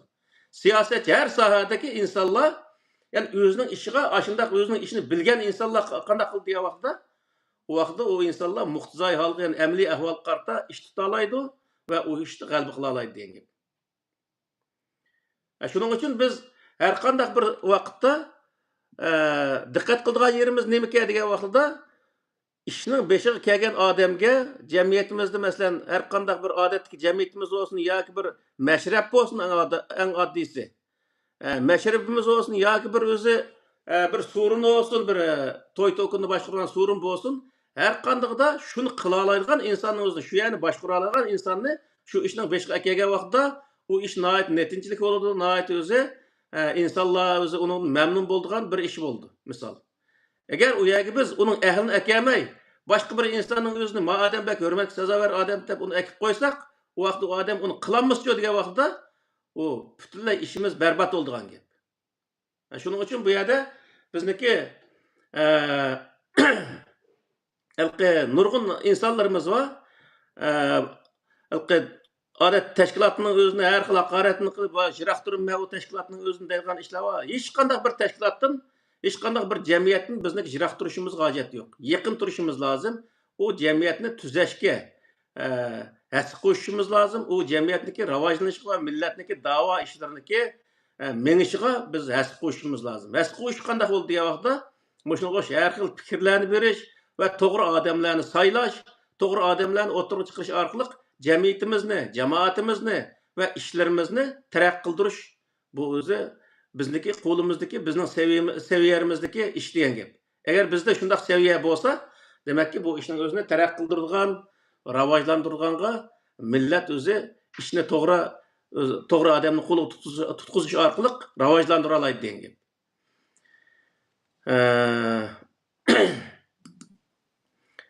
Shuning uchun har qanday sohada boy deganga o'xshash qassobni navoiylikqa saylab qo'ydigan yoki bo'lmaydi matematika o'qigan bir odamni o'zini adabiyotga muallim qilib qo'ydigan Xitoyning usulini qilmasdan biz o'zi har qanday sohada o'zimizning shu o'zi o'zimizning ishi deb hisoblagan ishning o'zini to'g'ri yetaklab mang'alaydigan insonning o'zini o'ttirib chiqarish millatniki o'zining ishi.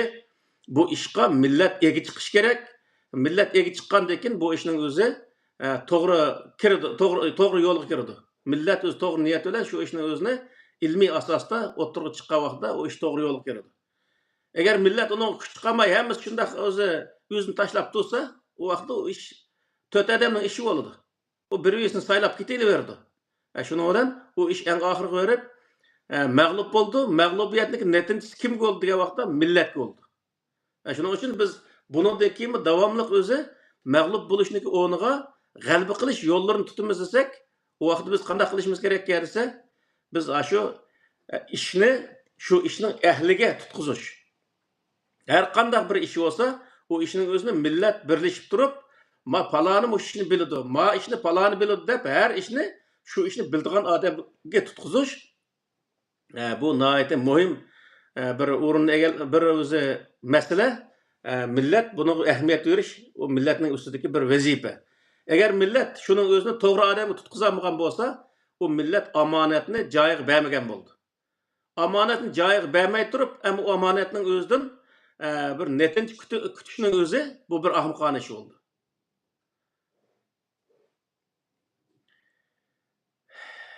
Xo'sh.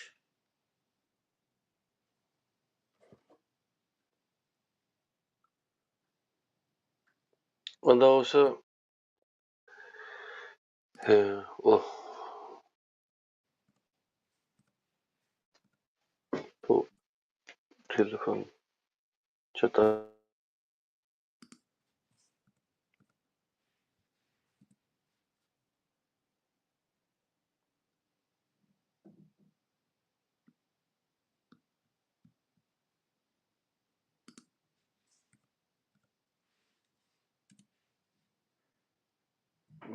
Başqa chiqib qoldi ya.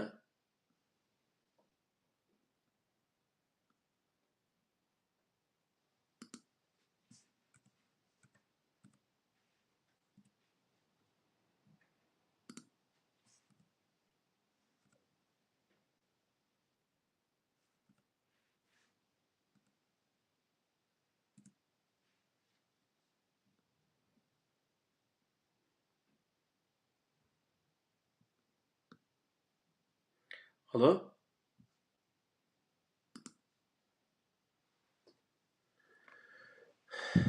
Ahmadjon qani?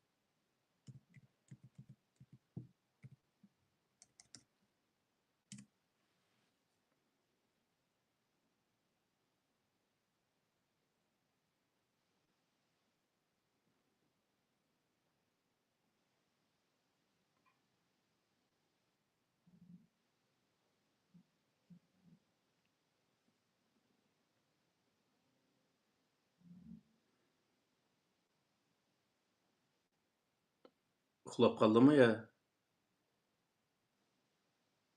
Alo? Ha. O'sha chiqib qoldi. Xayriyat. Kirmak tut.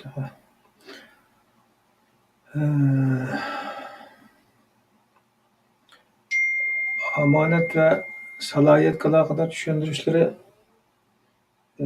diqqat chekadigan narsa sohasini qaysi sohadagi salohiyatni hozirlagan kishi yana boshqa qo'shimcha sohaga tang qanot yoyadi yoki chap kiralaydi shekilli bir savol javoblanmagandek qochadimi? Endi biz mushu hozir Yevropada yashayotganga mana hozir az kundan keyin 23 yil bo'ladi. Yevropada yaşaganlar bo'libmi, g'arb davlatlarda yaşagan odamlarniki asosiy qismi hammasi biladi. Bir do'konga kirmoqchi bo'lsakmi, shu do'konda ishlash salohiyatiga egami emasmi biz? Burun bir do'kon ochib baqqanmi yoki mayda ish bo'lmasa, bir kurs o'qitdi, undan keyin o'zi kursida bir qog'ozni bergandan keyin salohiyatimiz to'shqan bo'ladi, shu yerda ishlaymiz. Odatda men Bergenda Norvegiyaniki, Bergenda men isklat ishlagan vaqtida 15 kunlik kursu o'qib, shu yer kursini tugatib, qog'ozni elib kelib, undan keyin o'zi shu nimada shu isklatda ishlagan. Demak, har qanday yerda ishlash kelsa, shu yerda ishlay oladigan bir salohiyating bormi? Shu yerda masalan turk degan bir narsa bor, yuk ko'taradigan narsa. Shu narsani hayday olamsa, uni velosipedga odam haydaydi, lekin shuni hayday oladigan qog'oz bo'lish kerak qoldi. Demak, shunga o'xshash bu yerda salohiyat talab qildi. Misol bir yerga borgan vaqt, bir shu isklatga kirgan vaqtida meniki millatimni so'ramaydi. Millating kim o? Dining nima deb so'ramaydi. Unda so'rashning o'zi Yevropaniki sistemasida butunlay jinoyat hisoblanib desak bo'ladi. Cheklangan bir ish. ve hiçbir zaman meniki qaysi millet, qaysi dinge itiqat qılıp, qaysi mezhepte onu sürüştü qılmaydı. Men şu işini kılalamdım, kılamamdım. Men şu işini bilemem, bilmeyem mi? Aşının özünü kılalaygan qarta men kolumda qağaz var mı yok mu? Bunun özünü sürüştü qıldı. Allah Teala'nın devatkanı nime degen vaqtda muşu. Yani bu Avrupalıklar, bunlar desek nurgul adam var ki, o Avrupalıkın tüzümlerini ne okup lekin ve dinde şunu sözleyip degen bir kallıs erişip kalan insanlar var. Avrupalıklar Allah'ın dinine emel kılatkan insanlar. Nurgul yerligi. Mesela tüzüm sahasında. Dünyadaki devletlerindeki İslam dinindeki prensiplerine emel kılış, kançılık emel kılık karta bir özü çıkagan nimba.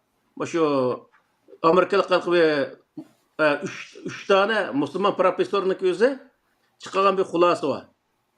Şunu da bütün Avrupa devletleri, Garip devletleri aldın korun turdu. Birinci orunda, yani şu Müslüman memleketinin en aldın koruntuğunu 39. orunda Müslüman memleket geldi. Birincisi aşı Malaysiya. O Türkiye'nin özümü 50 neçinci mi 60 neçinci mi orun turdu misal.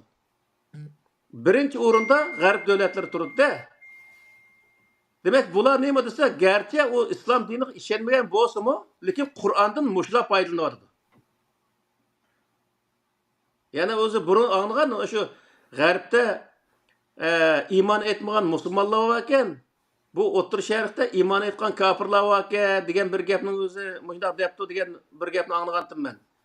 Ne qaşının o'xshash Kur'an'daki prensiplarni Garip devletleri icra qılıp O'tir Şerif yani Müslümanlar çoğu degen vaqtda men Müslüman dep koydu. Bütünlay Kur'an-ı Kerim çehilgen narsani icra qıldı. Yalgan gap qilmadiz, yalgan gap qildi, o'g'illik qilmadiz, o'g'illik qildi, aldimiz, aldaydi, zina qilmadiz, zina qildi, haraq ichimiz, haraq ichidi misalda. Bütün Kur'an çehilgen narsning o'zini, hammasini men Müslüman deb turib qilgan gap. Ma Garip devletleri çöz, bir yerde bir telefonumuz hazır vaqt iPhone 16'ni elip, birmuş gang İngilizlar yaşaydigan yerde. Ağan künüsü kepeli şöyle düşüp kalsa, aşının özü tepildi aydı. Anın özüne, ma beni kepe içilmeyen neyse ki, ma ben yançığımı sevlay demey, ma kimniki de ya sakçıga ya bir dükkanga apırıp verdi. Yani bu yerdeki bu insanlık benim mahalette. Misalde. Demek bu yerdeki neyse neymi diye vaxtıda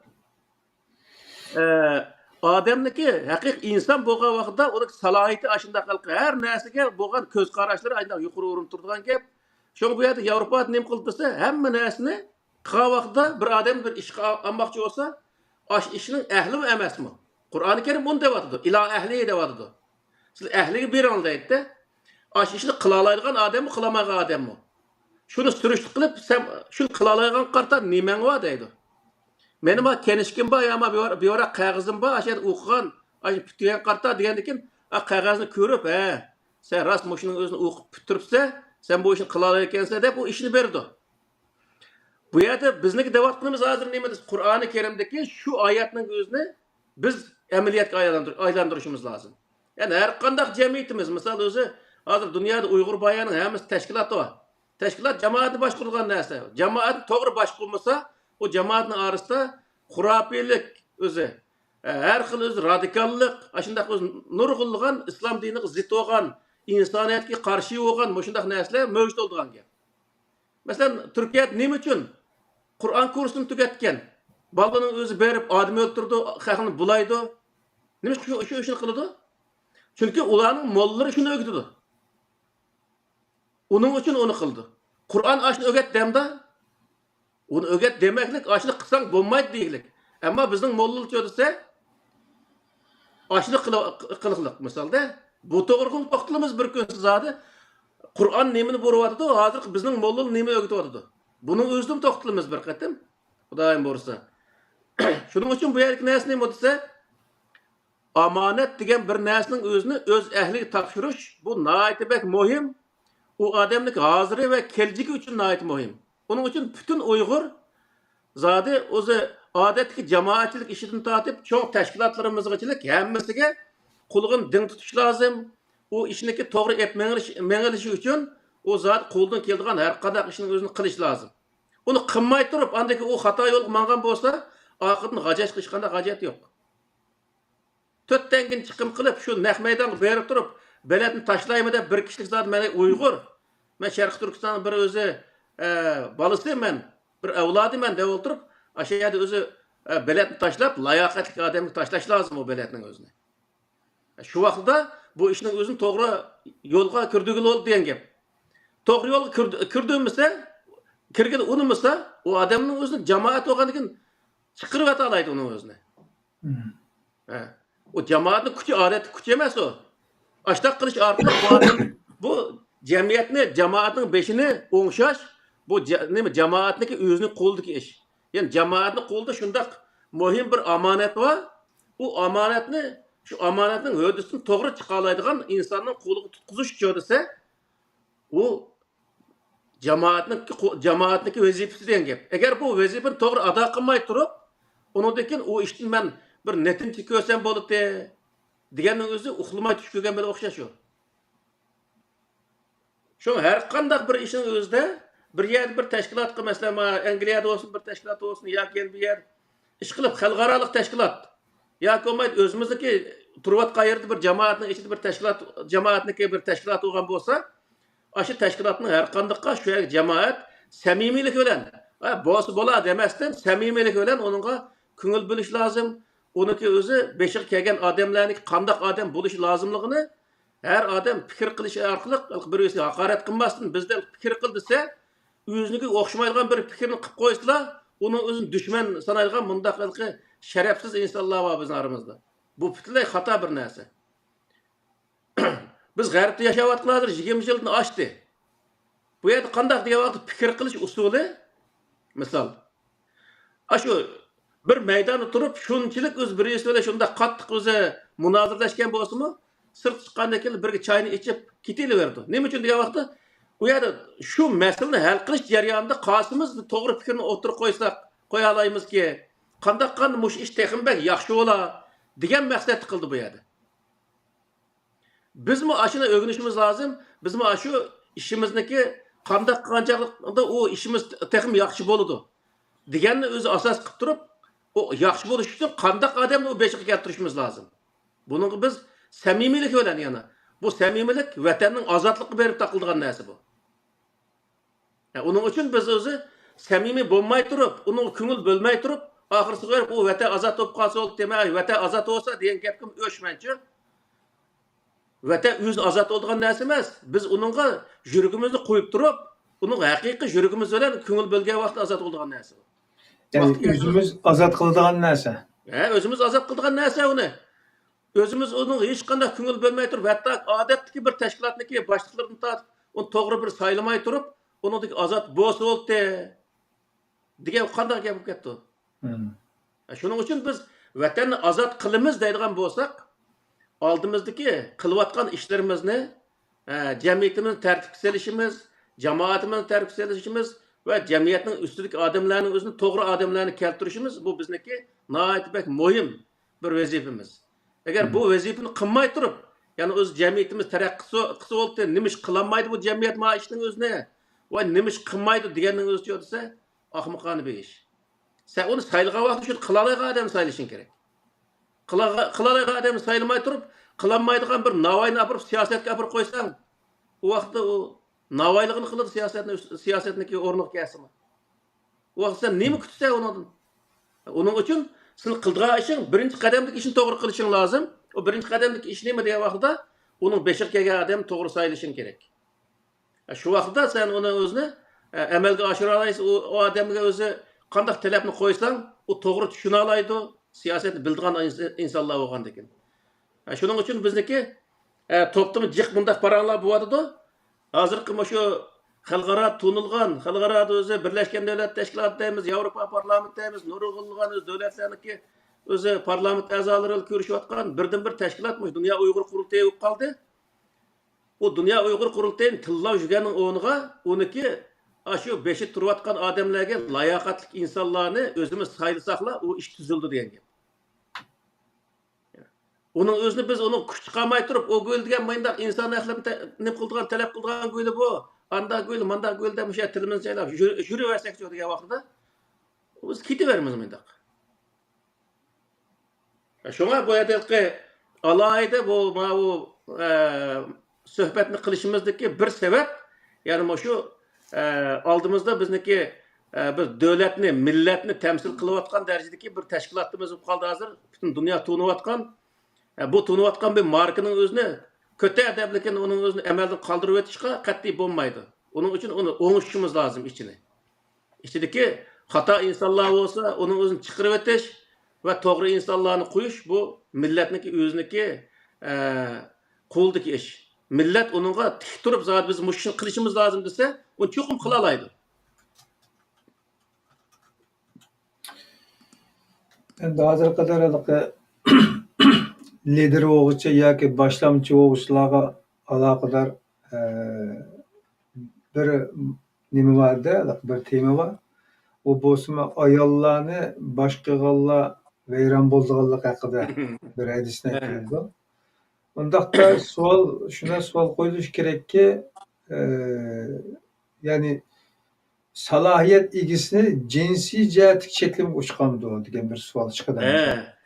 Bunlar men bayatın mesela isim kelgende ama demek ki doğru bir soru oldu bu. Allah Teala Kur'an-ı Kerim'de faqatla salahiyet egisini özü. Muşunda aşını biladigan, aşını kılalaydigan insanlar buluş gerek deplikin belgilegen. Herkes mi o yerde er buluş gerek, ayal buluş gerek diyen bundaq bir narsa yok.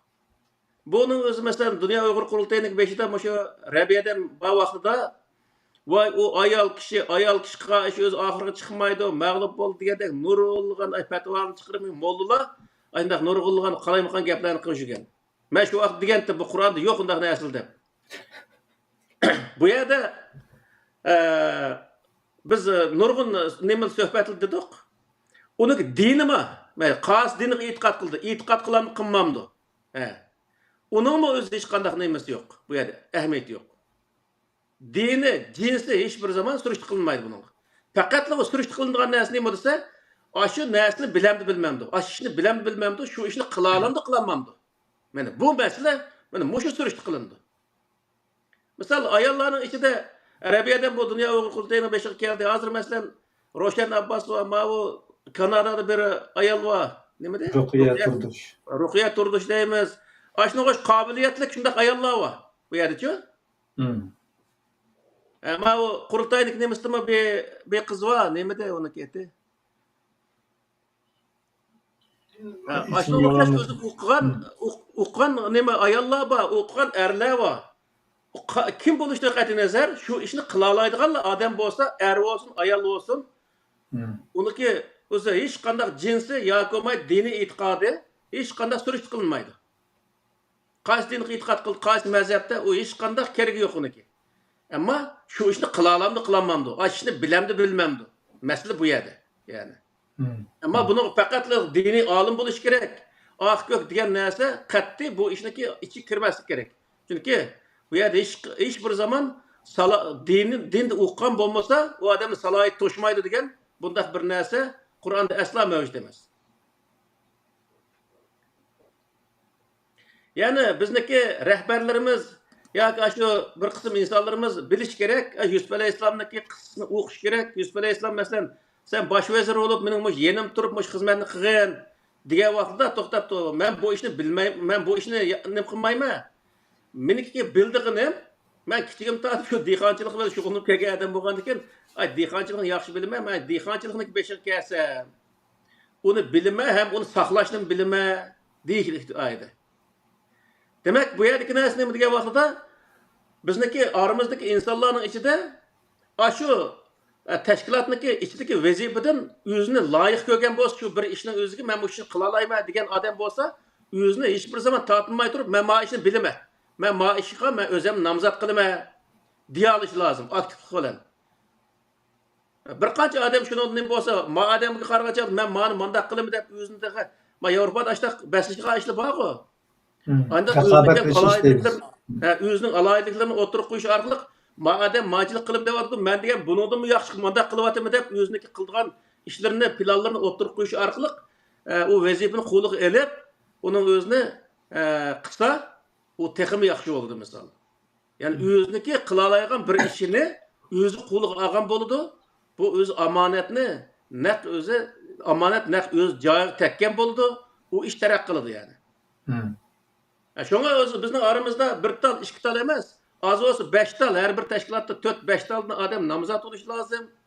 Nomzod bo'lib, eng yaxshi qila oladigan insonlar, shuning eng iqtidorli insonlar shuning 5iga kelib, u ishniki 5 nima ishni qo'lga olish lozim. Yani bir qancha odam kelgan vaqtda u yerda hammasi o'ziniki nima saviyasiga qarta, u o'ziniki nemisini o'tirib qo'ydi. Men mandaq qilaman deydi, benim deydi, shuni olib o'tirdi. Millat uni anglab, eng o'zi yaxshi qila oladigan, ya'ni eng saviyalik bo'lgan birisining o'zini millat tanlaydi. Tanlagandan keyin, demak, omonat eng o'z loyiq birisi tekkan bo'ldi. Agar shunday omonat joyiga tegmagan vaqtda men burun nima olib deb o'tganga o'xshash, ishni bilmaydigan odam u ishni beshak qilib qolgandan keyin u ishning oxirgi neticasini hisoblayolmaygan. Hisoblayolmay nega bordigan, yo'lga chiqib qo'ydi. Oxirgi manzil nada, nega bormoqchi ani bilmaydi-da odam. Shuni u ishning o'zi yerim yo'lda mag'lub bo'lgan gap. Shuning uchun bu yerda bizniki intayin muhim qaraydigan narsamiz u ishning ahli bo'lgan odammi emasmi? Buning ahamiyat berishimiz, u ishni qila olamdi, qilamanmdi.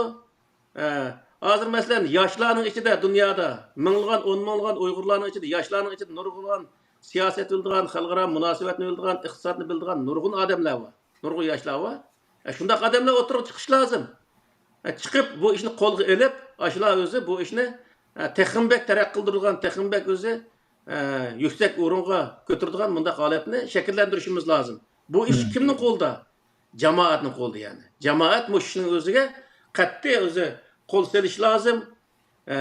Har qanday sohada besim ishlatish lozim. Uningdan keyin o'z tashkilotga uni saylab bo'lgandan keyin uni iqtisodiy jihatdan, har jihatdan ta'minlaydigan ishqa jamoat o'zi kepil bo'lish lozim bu yerda.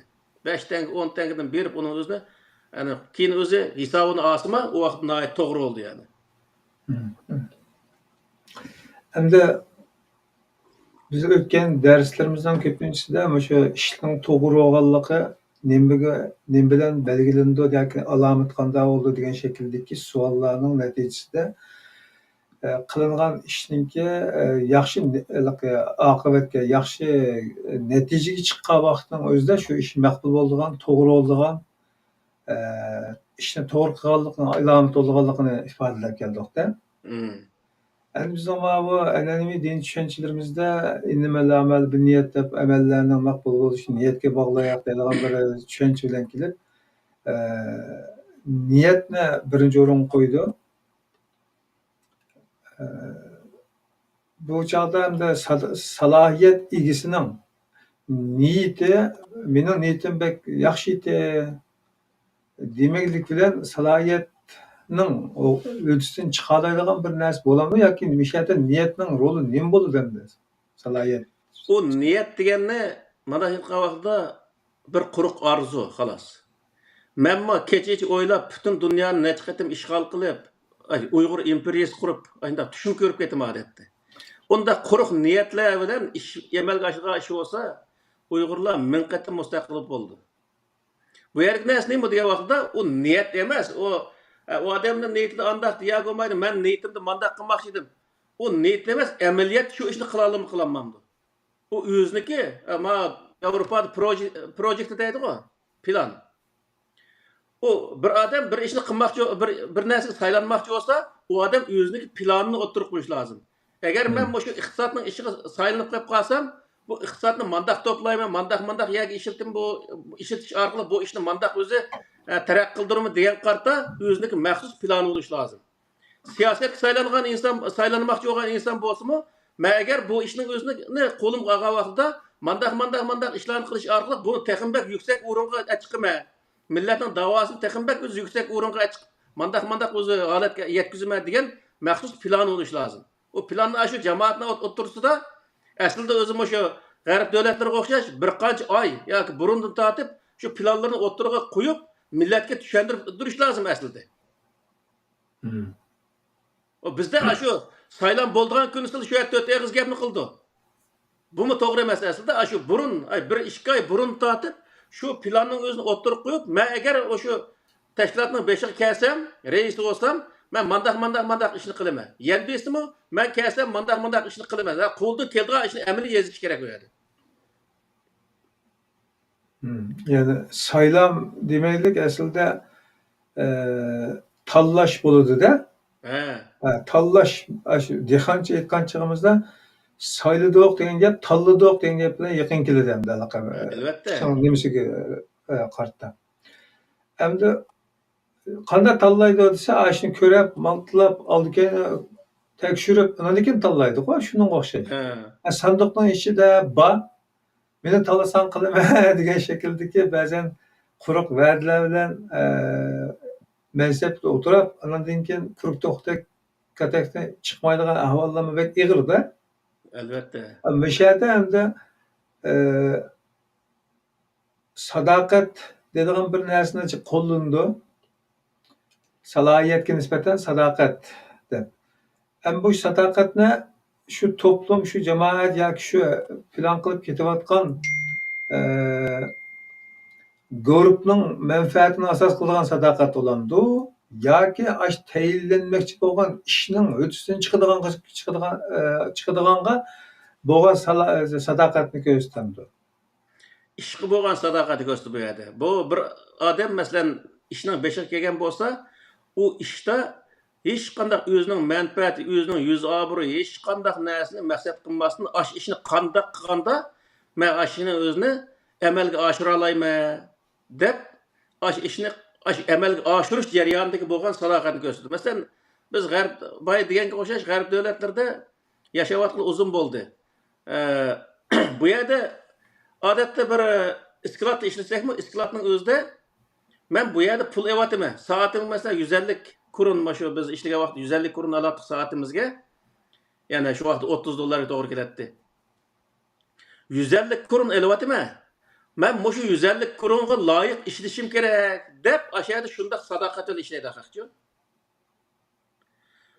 Bizda yo'q degan vaqtda ama 150 kurun berdi menga, ammo o'sha kip ketsam bo'ldi. Bundaq bo'ylig'i var degandek mandaq o'z narsani ishlaydigan odam jiq. Bu musulmonlarning orasida. Shuning uchun bu yerlik narsa nima degan vaqtda millat uningga bir omonat bergandan qanday qilganda men mush omonatning o'zini o'disidan chiqaman. Qanday qilganda buni manzilga yetkazaman deganning o'zida o'zining yuz obro'yi va kaza hech qanday manfaat, hech qanday narsani asos qilmasligi lozim. Ya'ni bu tashkilotning beshiga kelgan odam osh qolamanmi? Yalıngaş qalamanmi? Xalqning gapini anglab qalamanmi emas. Qanday qilganda men bu ishning o'zini o'disidan chiqaman, qanday qilganda texnik o'zi yuksak bir o'ringa akala olayman bu ishning o'zini degan sohada o'zining sadoqatini bildirish lozim. Yani ishqi bo'lgan sadoqatni bunda qilish lozim yani. Uni hech narsani umid kutmagan asosda ishni qanday qilganda shu o'ringa yetkazishga bo'lgan sadoqatni bo'lish lozim. U yerda o'ziniki manfaati bo'lgan sadoqat, yo bo'lmasa o'ziniki yuz obro'y bo'lgan sadoqat bo'lib qolsa, u ish tamoman mag'lub bo'ldi degan gap. Yani şu salohiyat egilerini o'zining urug' tuqqanlari, yurt birodarlarining ichidan avval tanlash degan qoida bormi? Unda qoida yo'q. Men bu topda gap qilgan vaqtimda endi mana Turg'unajimniki yaxshi bir og'aynimizda shuning gapiga chiqib qolgan bo'ldi. U meni shayolig'im bir shayodan endi biz. Men agar shu tanlash endi o'z yurtimdagilar yurtvozlik qilib ayna tanlash qilib qolsa, voy Turg'unajim bo'ldi desam bo'ldi-chi. Bu yerda men demadim mashinaning o'zini. Nima uchun degan vaqtida bu millatning ishi ilgari bosish kerak.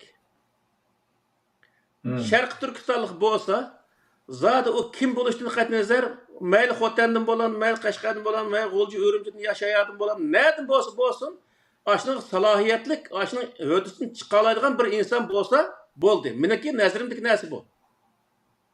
Har bir Uyg'ur, shu meni tuqqunimda yoki meniki yurtligimda, yoki bizning tonishimizda, yoki bizniki do'stimizda demasdan, bu yerki narsani eng yuzsizlik bilan shu faqat ashning beshiga to'g'ri odam chiqish kerak deganni asos qilgan holda o'ziniki do'sti olamdi, tuqquni olamdi, kim bo'lishini qat'iy nazar u o'zi u ahamiyatli emas. U hech qanday rol o'ynamaslik lozim. Uniki shu eng to'g'ri odam, shu qila oladigan odamniki chiqishiga millat bosh qatirish lozim. Mana bu shu vaqtning o'zida u o'zining tashkilotiga samimiy bo'lgan bo'ldi, o'ziniki mustaqilligiga, kelajakka samimiy bo'lgan bo'ldi.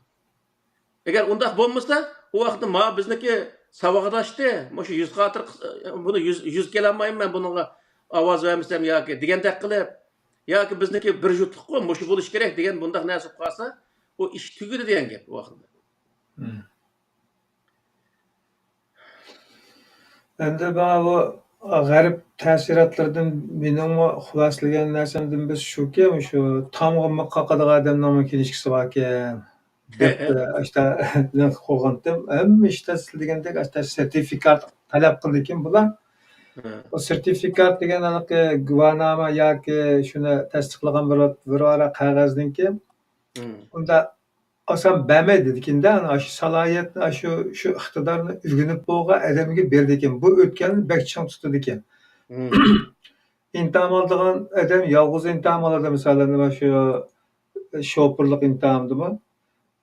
Mashina chiqib cho'gilib, birer soat cho'gilib keldi. Shu oraliqda u odam bilan birer chamdan pulni qo'ysimi oldiga ko'z qirini solmay, hatto shu fosh qilib uni manda ko'rayapman sen meni degan shaklda xapulab turib, shu ishni qilasa beriladigan uni o'tding deydi ekan, bo'lmasa o'tolmaydi. Yo'q, men sana bermayman, sen nima to'shmabdi ha. Yeterli emas deb rad qiladi ekanda. Shunda ching tutganligi uchun aslida aytgandek bir bag'azmat mening ma kinishgan ba sahada men o'qigan yoki o'rgangan degan narsani ko'rsatsa, shu e'tirof qildi ekan. Ya'ni sistema o kadar mukammal, yani chinkanda avvaldan bir yo'chiq chirkatgan bo'lsa, avvaldan bir yo'chiq chiqatdi. To'g'ri. Ashta yo'chiqning hammani aytgan kim bo'lar? To'g'ri. Chunki aqib natija e'tibori bilan ishning oqibatidan xayriyat chiqmaydi ekanda. To'g'ri. Biz ilgirki darsda bizga natija ishning yaxshi bo'lganligi, shu ishningki g'alaba erishganligi bilan tushuntirildi. Shunaqqa? To'g'ri. Undaqda bugungi salohiyatda, masalan, bizning qilmoqchi bo'lgan ishimiz vatan mustaqilligi. Endi bizning shu siyosiy sohadan boshlab inqilob sohalarigacha asosan o'qish imkoniyatimiz yo'q. Chunki mustaqillik ma'rifi degan bir narsa yo'q dunyoda. Bütün devletler, hakimiyetler birbirisi bilan hamkorlik, ittifoqlik o'rnatgan, bir-birisining chapini ko'taradigan bunday bir holat bo'lganligi uchun mustaqillik ma'rifi degan bir narsani o'zimiz qurib yetildirmasak, o'zimiz tirishchilik bilan maydonga chiqarmasak, ya'ni boshqa yerda yo'q. Masalan, Türkiye'de qarindosh o'pi deymiz. İşte Türk'te o'rganimizda. PKK'da o'rganmaymiz. Çünkü PKK'ni chekib olsak bosh chapan kiyib qolamiz deb qolamiz. Aslida PKK ya'ni kurdlar mustaqil davlat qurman deyotgan bo'lganligi uchun asli o'rganadigan narsa uningda. Ammo biz uning qishiga borsak, turklardan yiroqlashib ketamiz. Ham turklar bir narsa o'rganamiz deymiz. Ben bu chet eldagi 70 yillik lobbichilik ishlariniki dastlabki urug'ining Turkiyada qurilganligini, paydo bo'lganligini. Lekin dunyoning boshqa yerga ashyadan taqilganligini his qildim. Taqib bo'lgandan keyinmi bag'onligi yerida turklar yana bir qo'limizda tutadi ekan yoki shuni peşa biz eslab oldik ekanmiz. Ya'ni turklar asta qilib ma'di ekanmiz-ku. O'lima bek ish qilolmasam, cho'ng ish qilib bermasam, boshqalardan yaxshiroq bo'ldi ekan. Sen issiqqa biraz boshqalardan o'ziroq bo'ldi ekan. To'g'ri. Ama bir mesele endi turklarning hech qanday bir faoliyat, inqilob harakatlari mustaqil davlat qurish g'arzidagi maqsad muddao bilan programmalanmagan. Balki mavjud hokimiyat ichidagi buzuq sistemalarga qarshi operatsiya olib boradigan, davolaydigan, kimini to'liqlab o'zini kesadigan mandaq bir nimadan ichidan chiqolmaydi-ku ular. To'g'ri. Aşta bo'lg'achqa biz bu yerda o'ldi o'rgangan narsani o'z beti ijro qilish orqali boradigan natijamiz nima bo'ladi desa, shu Junxo birligining taraqqiyoti bo'ladi endi. Doğru. Shu mush jihatda biz siyosiy qirdoshlar bilan chiq teshib ketdik. Bizda mustaqillik ma'rifi yo'q. Hatto ba'zan shu doktorlarga sizning endi kinishkina nima qilibsizlar? Abdulaziz birodar o'tirg'ilab kirib qoldi. Kinishkina opsizlarda amma sizning kinishga shu mustaqillik ma'rifidan kelmaganki e'tirof qilmayman degan gap qildim. Masalan, ashunda bunda rad qildim men. Shu yani darvaqa biz qilmoqchi bo'lgan ish bilan biz paydo qilgan salohiyat ko'tarib yurgan kinishkining orasida musobaqa o'tirib birda hamma farq bor. Buni farqlantirishimiz kerak. Siyoset sahasini shunda deb ben kuzatishim mushundada. Shuning uchun aslidagi nimaga qaytsak, mazmunni dastlab boshlagan yerga. Bundaqda bizda mustaqillik ma'rifiga aloqador ya mustaqillik ma'rifidan kelgan bir ma'rif idorasidan kelgan bir kinishki bo'lgan ya bo'lmaganligi uchun qo'limizda kinishki yo'q bir inqilob yo'limizda biz. Bu holatda bizni isbotlaydigan narsa biz qilgan ish bo'lish kerak deyishga bo'ladi. Ya'ni natija bizning salohiyat kinishkimiz. Albatta. Chunki u bizniki qilayotgan ishimiz, u ishimizniki o'zini qanday qilayotganligimizni, nima uchun qilayotganligimizni ifodalaydigan bir isbot bo'ldi. Qur'onning o'zidami Sura Baqaraning 5-da ulayk ala hudan min rabbihim va ulaykumul muflihun degan jumlani nim qilgan vaqtda ash va ulaykumul muflihun oxirgi nijotga erishishning o'zi u insonlarning to'g'ri yo'lda manganligining isboti qilib ko'rsatgan Alloh taolo. Demak bu yerdagi narsa nima desa, tashkilotlarimizniki qo'lga keltirgan netinchisi, agar netinchini bir yaxshi netinchini qo'lga keltirgan bo'lsa, tashkilotlarimiz to'g'ri yo'lda manganligining isboti bo'ldi degan gap. Agar u millatga bir to'g'ri netinchini qo'lga keltirolmay qilgan bo'lsa, demakki u yerda o salohiyatsiz insonlar to'g'ri yo'lda salohiyatli bo'lsa-mu, to'g'ri yo'lda mangmagan bundaq o'zi yo'l to'g'ri bo'lmagan bundaq bir inson bo'lib chiqadi degan gap. Shuning uchun bu yerdagi narsa nima degan vaqtda bayatniki mana bu nimaning ichiga sadoqatni qo'shib qo'yishimizdagi maqsad nima degan vaqtda salohiyat yolg'iz kifoya qilmaydi. Nurg'un siyosatchilar bor. O siyosatchi bo'lishni yolg'iz kifoya qilmaydi. Siyosatchi bo'lishning sirtida shu ishni zor qanday qilsam boshqa chiqmaydigan bir samimiyat bo'lish kerak bu odamda. Nurg'un siyosatchilar bor dunyoda. Mesela o'z vaqtida Turkiyada Mustafa Kemal'dan boshqa siyosatchi yo'qmidi? Batı nurg'un general bo'lgan Mustafa Kemal shu vaqtda general emasga odatda. Bir polkovnik qo'shash shunday bir odamga. Ash odam keyin ash ishni boshqa chiqdi. Nima uchun degan vaqtda u boshqa generallarning o'zidimi Mustafa Kemalda bo'lgan iqtidor yoki samimiyat bo'lmagan gap. Bo'lmagandan keyin u yerda Mustafa Kemal keyin u ishni boshqa chiqdi. Shuning bilan xalq uni nim qildi. Mesele bu yani o'zi bir odamniki o'qigan samimiy shu ishning o'zini qila olgan inson nima shu ish qilsa samimiyati bormi yo'qmi? Yuragini zot o'zini atganmi, atmaganmi? Masalan o'tgan dunyo Uyg'ur qurultayiniki nemisda shu nimaniki Tibetniki surgun hukumatiga rais bo'lgan Lobsan Sangay degan odam keldi. Aş adam, aşu Amerika'daki bir neymi Harvard Üniversitesi'nde, aş üniversitede özü muallimlik kılgan adam ki bu. Aş teşkilatındaki beşiği kelgen vaqtda, aşu sürgün hükümetinin beşiği kelgen vaqtda, reis olup kelgen vaqtda, şu özünük işin tamamen taşlap şu iş çıktı. Hem aş ladaqmı, ne ki aş bir yerde bir aş eski cugulunu kiyip şu sokakta, 20-30 40 grad sokakta aşağıda şu aş jügen resimleri var, aşın gösterdi de. O milletine hizmetini qilish faqat issiq uyda choyni aldığımız demlab qo'yish bilan bo'lgan ish emas. Nurg'u yerda jafoni tortimiz, nurg'u yerda o'zi til haqorat ma'noyimiz misolda nurg'u yerda ishni qanday qilsam bo'ladi deb charchab ketimiz. Mushunda o'z nurg'un ishlar beshimizga keldi. Mush ishlarning hammasi degan vaqtda Samimilik öyle şu işning o'ziga zodi boshqa turib, bu ishni qanday boshqa chiqma deb o'zini shu ishga shu muddatning ichida mayli 3 yil bo'lamdi, 5 yil bo'lamdi deb saylandi. Sayılgan muddatning ichida zodi o'zini shu ishga atab turib xizmat qila oladigan odam bo'lish lozim. Agar unda bo'lmasa, 3 yil men qilay shu xalqning orasida bundaq bir nomim qilib qolsa bo'ldi desa, unda odamning hech bir keragi yo'q bizga.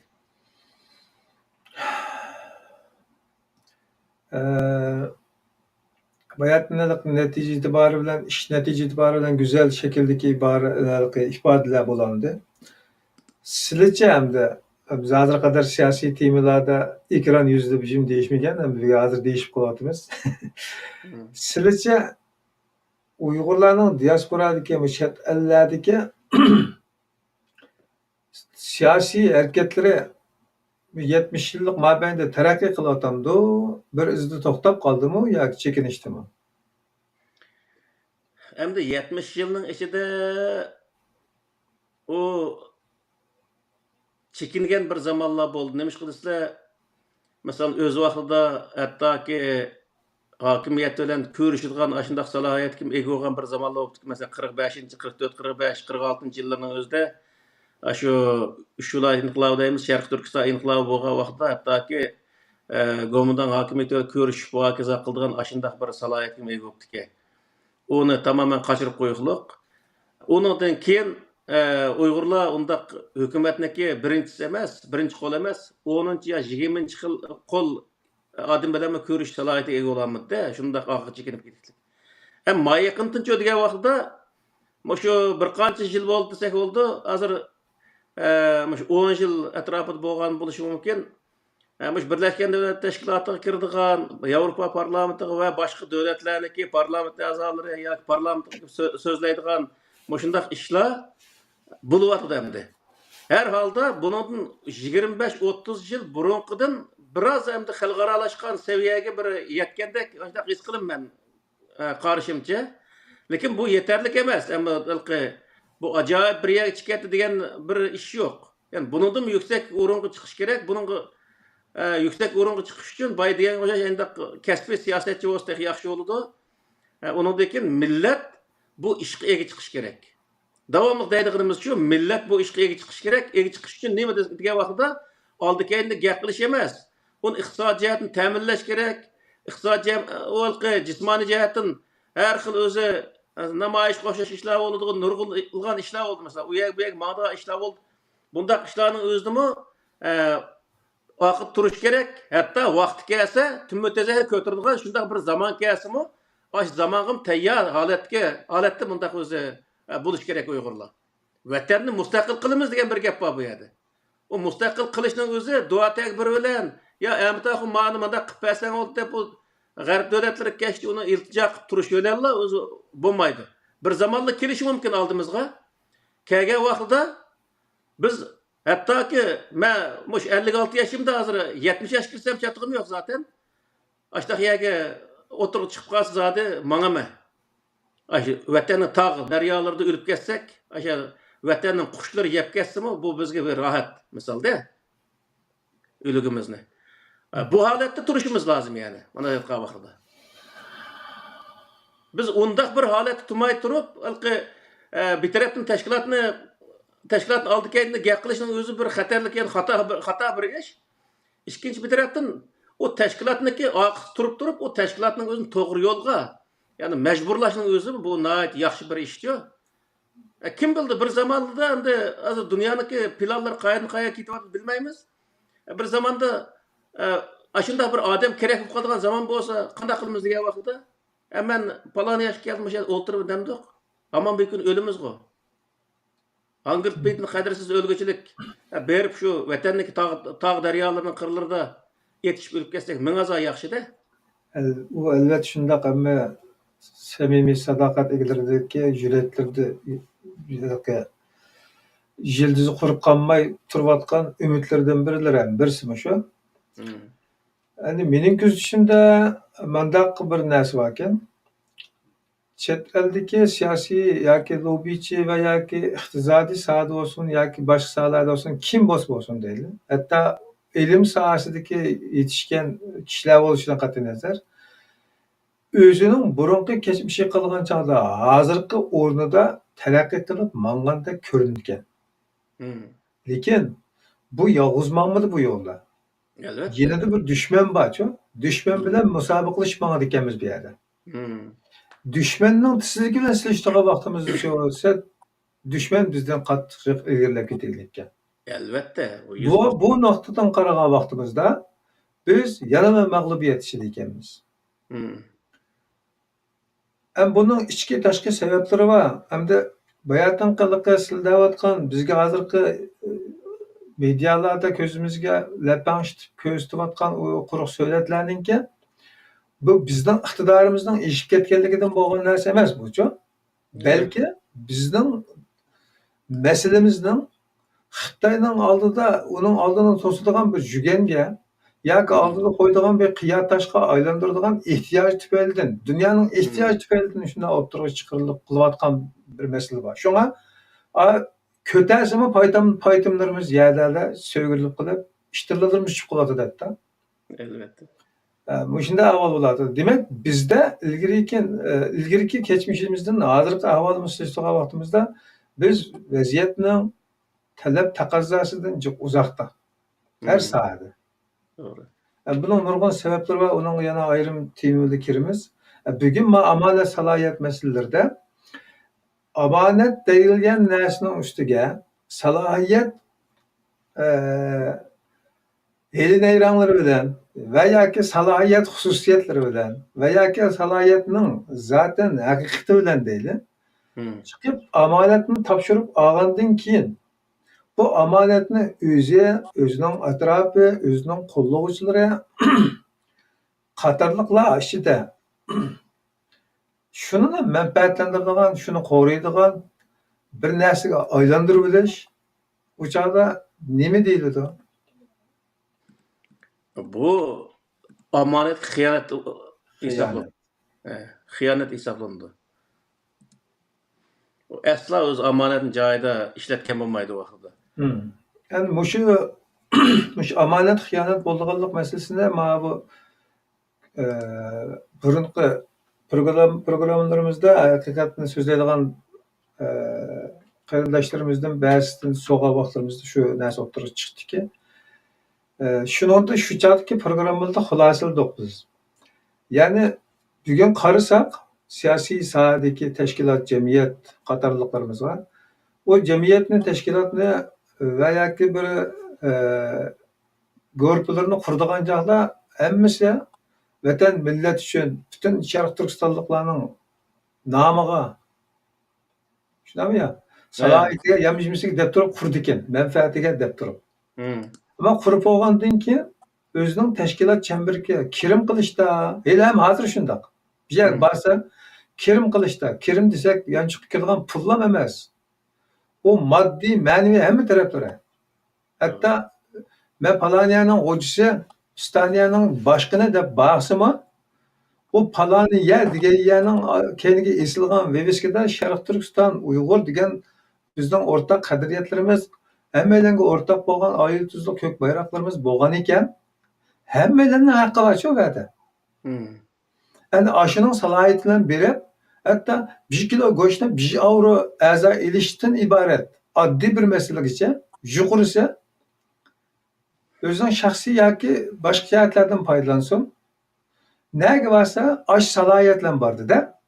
Bu salohiyatga loyiq xususiyat yoki sadoqat bilan turyotamdi desak, men mening ko'zishimda bu qarindoshlarimiz jiq gaplar ichida qoldi. Haqni so'zlagan insonlarni teshib chet qoqdi, har xil gaplarni qildi. Bu bizning mag'lubiyatlarimizga sabab bo'lgan omillardan biri. Xiyonat davom qilyotdi hali ham, lekin buningga yaxshisin siqadigan millat o'rtada yo'q. Biz haqiqatni so'zlab, "Manda bo'ladi" desak, biz bitnicha yanchimchi ataldik. Shunday bo'lsin, yani da'vatimiz, so'zlavatimiz, tik turvatimiz, yolg'iz qolsak, chim turimiz deb adoq qadar. Ilgari shunaqa biroz murassachilik qilgan zamonlarimizda ma'lum mezgil o'tgandan keyin, "Shu chaqda to'g'ri debdikanlar, nemish chim turmaganlar" degan qarindoshlarimiz bo'lgan. O chim tursak, shu chaqdagi ba'zan o'ttirdiki salasülçü bilan chiqadigan ziddiyatlarni oldini olish va biroz yo'l qo'yib, bo'libdi biroz mangandan keyin yana qaytish. Tushunib qola degan shakldagi savriyatlarimizning qadrini uqmoqlik. Doğru. Endi shu sabab tufayli men keyingi hayotim dedimki qat'iy turay dedim. Men murassachi bo'lmaydigan bo'ldim shu. Deyishga dedan bo'ldim.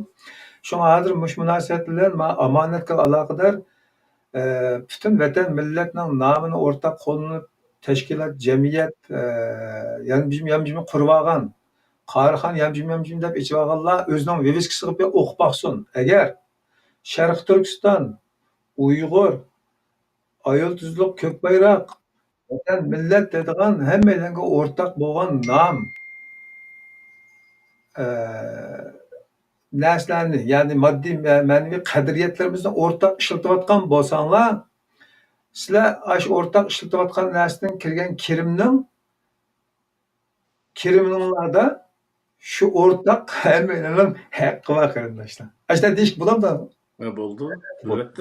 Aql egisi. Tafsili o'ynashimiz kerak hammalar. Hammalarning haqqi bor. Hozir bir misol Gollandiyada misol jamoat miyaviyani setib oldik. Setib olgan chog'da hatto dastlab ya'ni ijara oldigandan tortib bishini deyishib keldik. Vatan millatning nomida dedik. Ammo ya ilinib bo'lgandan keyin ajr qildik. Sizlar biz ish qilgan chog'da sizlar nima deytinglar deydigan nurg'un dastonlari bor hamda. Biz ishning beshidan qolsak, shart qilmagandan keyin boshqa sabablarimiz borda. Biz qilmadik deydi, ma'qul. Ammo bu nimaga o'xshaydi desa, bo'zya ashqayaga o'xshaydi ekan. Vatanda tarimning va balning yaqinning tuylarida ketmayni chekib, burun tashlandiq yerda. Men bu yerni ko'kartib, gullantirdim. Bu yer meni degan dehon bilan hozir shu yo'q yerdan biz paydo qildik, jabat tortdik, butun ajrini qo'ymisni badanini buzdirdik. Bu yer bizning chiqamayanga chimamayanga degan kishining hech farqi yo'q ekan. Evet. Endi shunda deb turib, shular hamda mayli o'zining urug' tuqqanlari, mayli do'styaralari, mayli farzandlarini asos qiladigan bir guruhga bir yerga aylantirib, shani bir ochiqqa o'tqalab, qozonni qaynatayotgan, umoch etayotgan, taqtayotgan bo'lsa-mu, mayli urug', mayli semiz qanday kishi. Endi shu yerda butun Sharq Turkistonliklarning haqqi bor ekan, uni bermay o'zining guruhlarining ichida sarf qilayotganlar bo'lsa, bular xiyonatchi ekan zaten. Elbette. Hiç ikkilenmaydi. Xiyonatchining eng cho'ng ekan bugun. Shu. Shunga men uzun bo'lib ketdim shu nurg'un narsalar nimalarga qatnashmadim. Sababi bizda hozir kichik ko'lchaklarga aylanib qoldik. Hammaga deydi, men vatanni temsil qilaman deydi. Yo'q. Men Gollandiyada yashayotganim 15 yil oldi. Bir tal mixasaq, bir tal sarangiga qilib olsak, yoki bir tal piyola yo chaynak degandek, yo katta bir tal sapa qo'ltiq degan narsani olsakmi, u ekirmoqchi bo'lgan ishlarimiz, qo'ymoqchi bo'lgan yerlarimiz, yotmoqchi bo'lgan yerimizni tartib odam zig'ichi deydi, shu 30 kerak ekan. Odam zig'ichi bo'lgan butun munosabatli narsalarning hammasi standartlashib bo'lgan ekan. Ya birsi ham birsining buchiga taqishib qolmaydi ekan. Doğru. İnqilab mana mushalat kemmigichilik oldin bo'lmaydi ekan. Mening oxirgi xulosam-chi bu. Doğru. Shunga hozir hammadan vatan millatning nomidan vijdon falan mema talay zamonlar so'zlagan, bir qo'pmamsa, yotamsa falan deb shu hech bo'lmasa insoniy burchimiz, milliy burchimiz, diniy burchimiz deydim. Endi bu burchimiz deb turib, o insonlarning vijdoni xitob aytgan qurashtirilgan programmalarning manfaati kimga bo'ladi desa, shu ishni tashkil qilgan, tashkillagan tashkilot oladi ekan buning foydasini. Bu shuning issiqida jon boqadi ekan.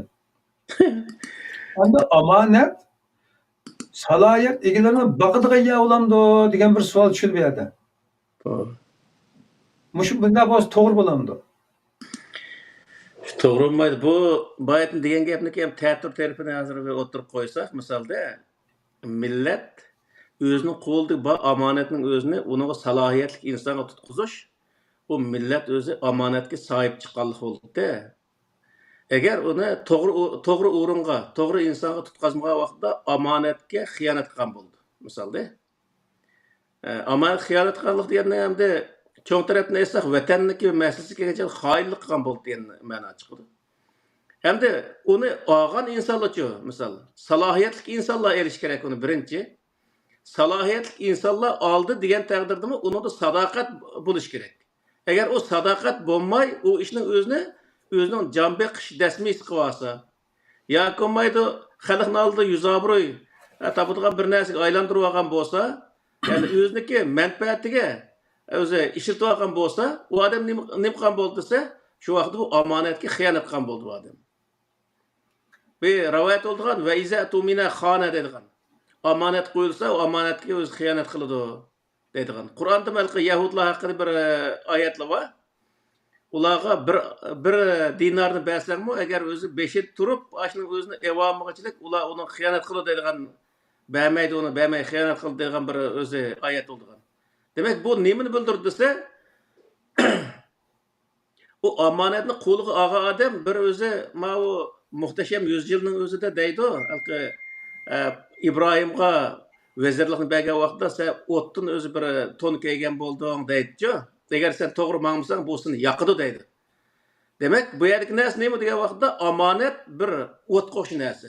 Agar uning o'zini to'g'ri ishiltib, millatniki, vatanning davosi uchun to'g'ri ep mangan vaqtida u o'zi to'g'ri netinchi berdi, u odamni hamma odam bu odam to'g'ri ishlatdi deydi, ham Alloh rozi bo'ldi, ham insonlar rozi bo'ldi bu yerda. Agar u odam to'g'ri ishlatmay, o'z manfaati uchun, o'z inovati uchun ishlatgan bo'lsa, u vaqtda omonat xiyonat qilgan bo'ldi. U vatan millatga xoinlik qilgan bo'ldi mana shu vaqtda. U vatan millatning masalasida hech bir zaman yuz xotir qilishga bo'lmaydi.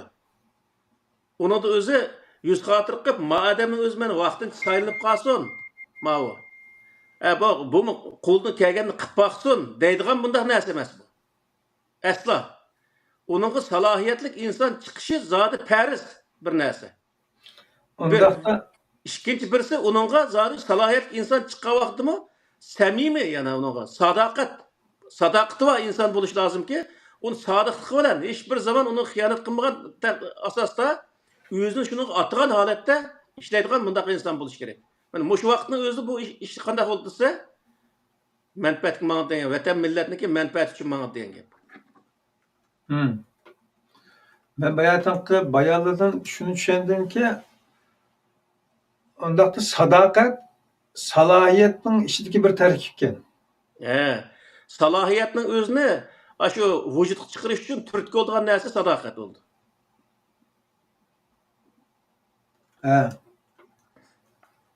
Bu qo'shbislik bo'ldi ekan, ham ishga bo'lgan sadoqat, hem netijaga bo'lgan sadoqat bo'lish kerak ekan bu. Ikki taraf bo'lish kerak ekan sadoqatni. To'g'ri.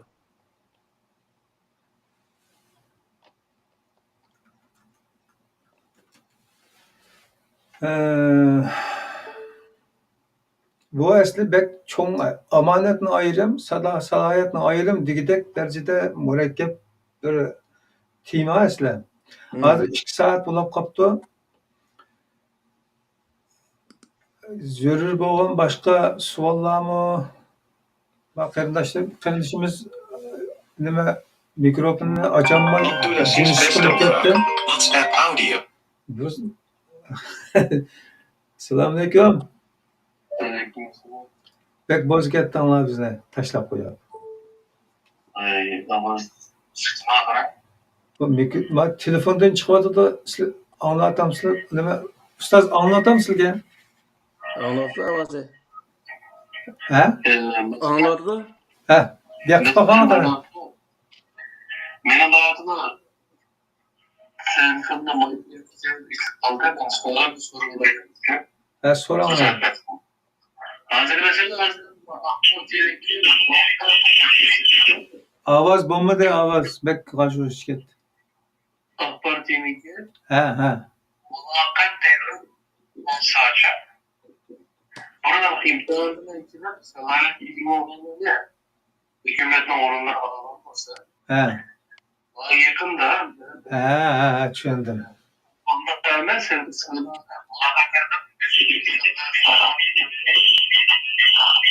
Ben gepinglarni tushundim. Ovozinglar belki shavqinliq yoki internet yaxshi emasmi? Sizning gepinglarga qaraganda burun salohiyat asos qilgan bo'lsa, hozir muloqot asos qiladigan bo'ldi degan gapni qilyapti sizlar. Shunaqmi? Muloqotda sadoqat yog'ochqa Ha. shuning bilan davlatda tushunish paydo bo'ladi. Tamam tushundim. Tamam, men shuni men so'raydi. Maqsadim ovoz yaxshi emas, ma'qul. Bu qilishimiz deydi o, Türkiye misaliyle. Burun bir yerlerge hizmet qilgan ishlar olsa, salahiyet asas qilinadi. Salahiyet bilan bo'lsa, manatdi. Hozir salahiyet yetmay, muloqot degan bir narsa bor deydi. Ashna abi, yani bir ko'rik vakinde işte muloqot ko'riki varken. Muloqot ko'rikida salahiyet emas, itoat, menfaat, qulluq yoki boshqa maqsadlarni asos qilgan o'tganlar oldu kinde. Şuna aşında bo'lganligi uchun muloqotdan o'tib ketib, salohiyati yo'q insonlar ishdan bo'shab kelib qolib, Turkiya o'zi keyingi chiqinayotganligi haqida gapni qilyapti. Vaqti bir izohat vasildaydi. Buni o'zi bu halqi Osiyo davlatlarida asosiy ashni asos qiladi. Muloqot degan ma'noga vaqtida tonish bilishlarni akilish, urug' tuqqanlarni akilish vazifaga misolda o'zini qo'llaydigan odamni o ishga salohiyat bormi yo'qmi uning qat'iy nazar shunday odamni akilish o Osiyo davlatlarida zaten ashuni asos qiladi. Ammo g'arb davlatlarchi degan vaqtda g'arb davlatlar asosan tonish bilishmi rol o'ynaydi. Va lekin uni kasb ahli bo'lish kerak. Tonish bo'lsa-mu, uni o kasbni qila oladigan inson bo'lmasa, g'arb davlatlarda asosan salohiyatni birinchi o'rin qo'ydi. Salohiyatni birinchi o'rin qo'ydi, undan keyin uni bo'lgan samimiyat, sadoqatni ham shu nimaga nima qildi? Musha kelgandan keyin shuni loyiq ishlash. Misol bir soatda 70 kol deydi, Norvegiyada nemizda 70 qop narsani o'zini biz palg'a tizishimiz kerak. Ashuna o'xshash bir narsa bo'ldi. Demak, ashuna o'xshash ishni hodisini chiqaradigan bir samimiyat, ya'ni shunda qilishim kerak. Mo'shunchalik bir narsani qilmasam, men bu kunligi soatim 150 kron evatgan bir odam, bu to'g'ri kelmaydi. Xalqning haqqini yegan bo'laman degandek, bu xristian bo'lsa-mu, xalqning haqqini yegan bo'lim degan gap bo'lmasa-mu, men zodi mushayni nayivatgan odam. Men mushayniki rivojlanish uchun mas qo'shishim kerak. Shu vaqtda bu non davom qiladi deydigan mandaq ko'z qarash va xalqchi. Bizda undaq narsa yo'q. Undaq bo'lmagandan keyin masalan AK Parti'niki nemizdan burun saylangan vaqtida Tayyip Erdo'g'anlar salohiyatni surishtirgan yerlar bo'lgan. 2015 yilda nimqa vaqtim shundaq ham salohiyatning gapi uning oldim ayndaq Tayyip Erdo'g'an uni gaplarini tanishadigan bir holat shakllanib ketgan. Ham keyingi vaqt kelgan chaqda tarafdorlarning o'zini o'tirib chiqarish besib ketgan o'xshaydi. Xuddi shuning o'xshash hozir bizniki bu tashkilotlarimizning o'zidimi ashundaq tarafdorni o'tirib chiqarish. Salohiyati bormi yo'qmi uni bilan surishtirmasdan tarafdorlarning o'zini tonish bilishni asos qilish bundaq bir narsa o'tirib chiqayotgan bir narsa bor. Va qurultaydan bor u narsa. Misolda uning uchun qurultayda nurg'un sohada misol mush qatibqi saylamning o'ziga qo'ygan shartlar intayin og'ir shartlarni qo'yganda u manchil ishlagan bo'lish kerak, andaq bo'lish kerak, mandaq bo'lish kerak. Mayk boshqa odam kirmaydi deganlik gap mana shu vaqtida. O gapni butun tashkilotlar qiladi. Bu intayin xato bir narsa. Uni o'zi u odam vatan millatga xiyonat qilgan bir xoinli bo'lmasa, u odamning shu ishni qiladigan salohiyati bo'lsa, u odam u yerga kirish kerak. Nima ish kirmaydi? Qiladigan odam sirtib qolib qolanda u vaqtda, u sen manchil xizmat qilishing kerak degan undaq narsani o'tirib qo'yishni nima kerak bor? Siyosatni bilgan odam zaten u yerga kirgandan keyin siyosatni qanday qiladi bildi u odam. İllaki o neticeli o Dünya Uygur Kurultayı'da işleşke hacet yok. Şunun için bu yerdeki mesele neymi diye vaqtida? Mesele o yerde bir grubu insanın quluğa ötüp qelish meselesi var bu yerdeki narsa. Şunun için bundaq yerdeki bu millet egi chiqish kerak. Millet egi chiqib bu yerdeki doirini kengaytib tashlash kerak. Bir qism o'tirib so'qilib qolgan sepilning o'zini buzib tashlash kerak. Shu vaqtda bu ish o'zi taraqqiy qiladi, rivojlanadi. U odamni o'z o'rnini topadigan gap. Bo'lmasa o'zi xohlaganini saylab ekan ketaverdi bu ishda. Bütün tashkilotlarda millat nihoyatda hushyor bo'lish kerak. O samimiylikning o'zini bu masalan bir odatda bir masalan Angliya Uyg'ur jamiyati bir jamiyat bo'lsa-mu, bu yerda bizning kelajagimiz bor, bolalarimiz bor bizniki. Misolda avlodlarimiz bor va jamiyatimiz bor. Bu jamiyatning taraqqiy qilishi, avlodlarimizniki birga kelishini biz nihoyat o'zga nima asosga o'rinda qo'yishimiz lozim. Bu vaqtda buni saylangan odamni shunday ishni qila olamdi. Bunun ahamiyat verişimiz lazım. Şunun için bu halkı her qanday teşkilat məli qurultaydan başlap adetlik teşkilat qilishlik halkı saylamda nəhayət halkı vətən millətə bo'lgan samimiylik, haqiqiy sadaqat bo'lish lozim. Shu vaqtda bu ishni vujudga chiqargan oldu. Bo'lmasa bo'lmasa yo'qqa qilgan vaqtda u biz uni qilmasak ham bo'ldi vaqtida. Qilish qana hojat qolmaydi. Teşkilat bilen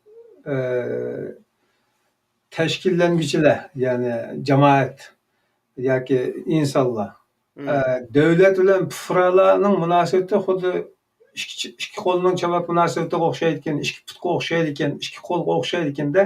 Albatta. Bir put chandimsa ham bir put mangolmaydi ekanda. İki qo'ldan chiqmasa bu chamak chiqmaydi ekanda. Shunga o'xshash. Buni ishtirdi ekan asli. İkkilis birbirinin peşine tarsa yoki meclisda ishsa o chog'da o'tirdi, natija chiqmaydigan gap ekan. Boshqa natija chiqadi ekan, ya'ni mag'lubiyat chiqadi ekan. To'g'ri. Yani aylandırıp ekilip o'ttirda millet dedik. Hozirga qadar shu millet haqida so'zladik dedik. Bu siyosiy sohada olsun, inqilob sohada, boshqa sohalarda olsun. Yoki adolat, haqqoniyat sadosini chiqarish masalalarida olsun. Xalq nomidan deb bir so'zlar keladi. Shu chog'dagi ishning nimasidan xalqda uni tushungidek ong idrokning yo'qligi, samimiyet, yani şu işin cafasıga, bedeliga chidigidek samimiyetning yo'qligi, oldimizda bizga ko'langa tanlab turgan quruq ustuxonlarning haybati yoki saxtipazligi tufaylidan bu ishlarning tuzilmagi oson bo'lmaydi ekan.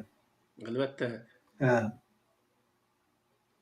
Amaliyotda ana hozir bayatdan bek muhim tema. Bütün shu charchayotgan, erivatgan, shu erib charchayotgan, juvoz kalasidek talayotgan insonning juvozni to'xtatib turadi deb turib deyishadigan gapda ama hozir.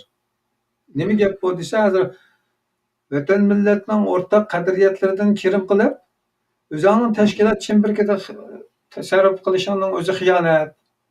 Deyishadigan gapni deyish bugun qilayotgan, o'qiyotgan namozidan muhim ish hozir bizga. Bu derecede ig'irda, çünkü nurg'un ishlar mana shunday ishlardan boshlandi. To'g'ri. Endi tashkilotlar hozirga qadar uni o'zini qo'llovchi insonlarsiz 4-5 odamlarning 8-10-15-20 odamlarning g'ayrat himmat qilishlari bilan bir guruhga shaklda yo'qdan barolab, paydo bo'lib, andan ash bo'zyadan ketman chapsa, mayandan bakanlık sudan yoki gulgiyalarning hurmatidan Xudoyim yog'digan yomg'irlar bilan ashani bag'baran qiladi ekan-ku. Bu chog'da boshqalar bunga ter to'kmaganlar, karim yo'q deganlar yuz uvutadigan yer qoldi ekan. Shu buning bir endi degan ekan, qanday qilib bersan bo'ldi degan bir javob chiqdi-ku, ya'ni bir nido chiqdi. Shunga nisbatan mening o'ylaganimni deb qo'ygim keldi. Yani o zaman vatan millet namını ortak işletadigan yerden çıkıp ketip, biz bir teşkilat, bu teşkilatın ismi manda bir isim. Mesela Qarindoshlar teşkilatı. Biz qarindosh. Yoki bo'lmasa Yamjim teşkilatı deb hamma odamni o'z ishiga elib oladigan isim emas. Unda bir isim emas. Shu o'zanglarga o'xshashlarni temsil qiladigan bir isim bilan o'ttirg'i chiqqanlar, beveskanlar, esanlar shu nomni ichib, dasqinonlarga yig'inlar sig'ilgan narsalar. Ondan keyin shuni shu ya o'zinglar o'rtoqlashinglar. Halol yo'l bu. Agar Millatni butun vatan millat dastur nomini qilmang o'rtaq ishlatadigan bo'lsanglar, vatan millatning butun haqqi bo'lgan yerlarning ishini eshishinglar kerak. Haq ishiltiman desa berishinglar kerak. Qoida rasmiyatlar bo'lsa o'tash turib, u yerni berishinglar kerak deb kelyapmiz. Gap anlatib bo'lamiz. Bu biz yashayotgan davlat bo'lsin, hammalarning o'zimiz yashayotgan davlatlarda o'rtaq bir masala.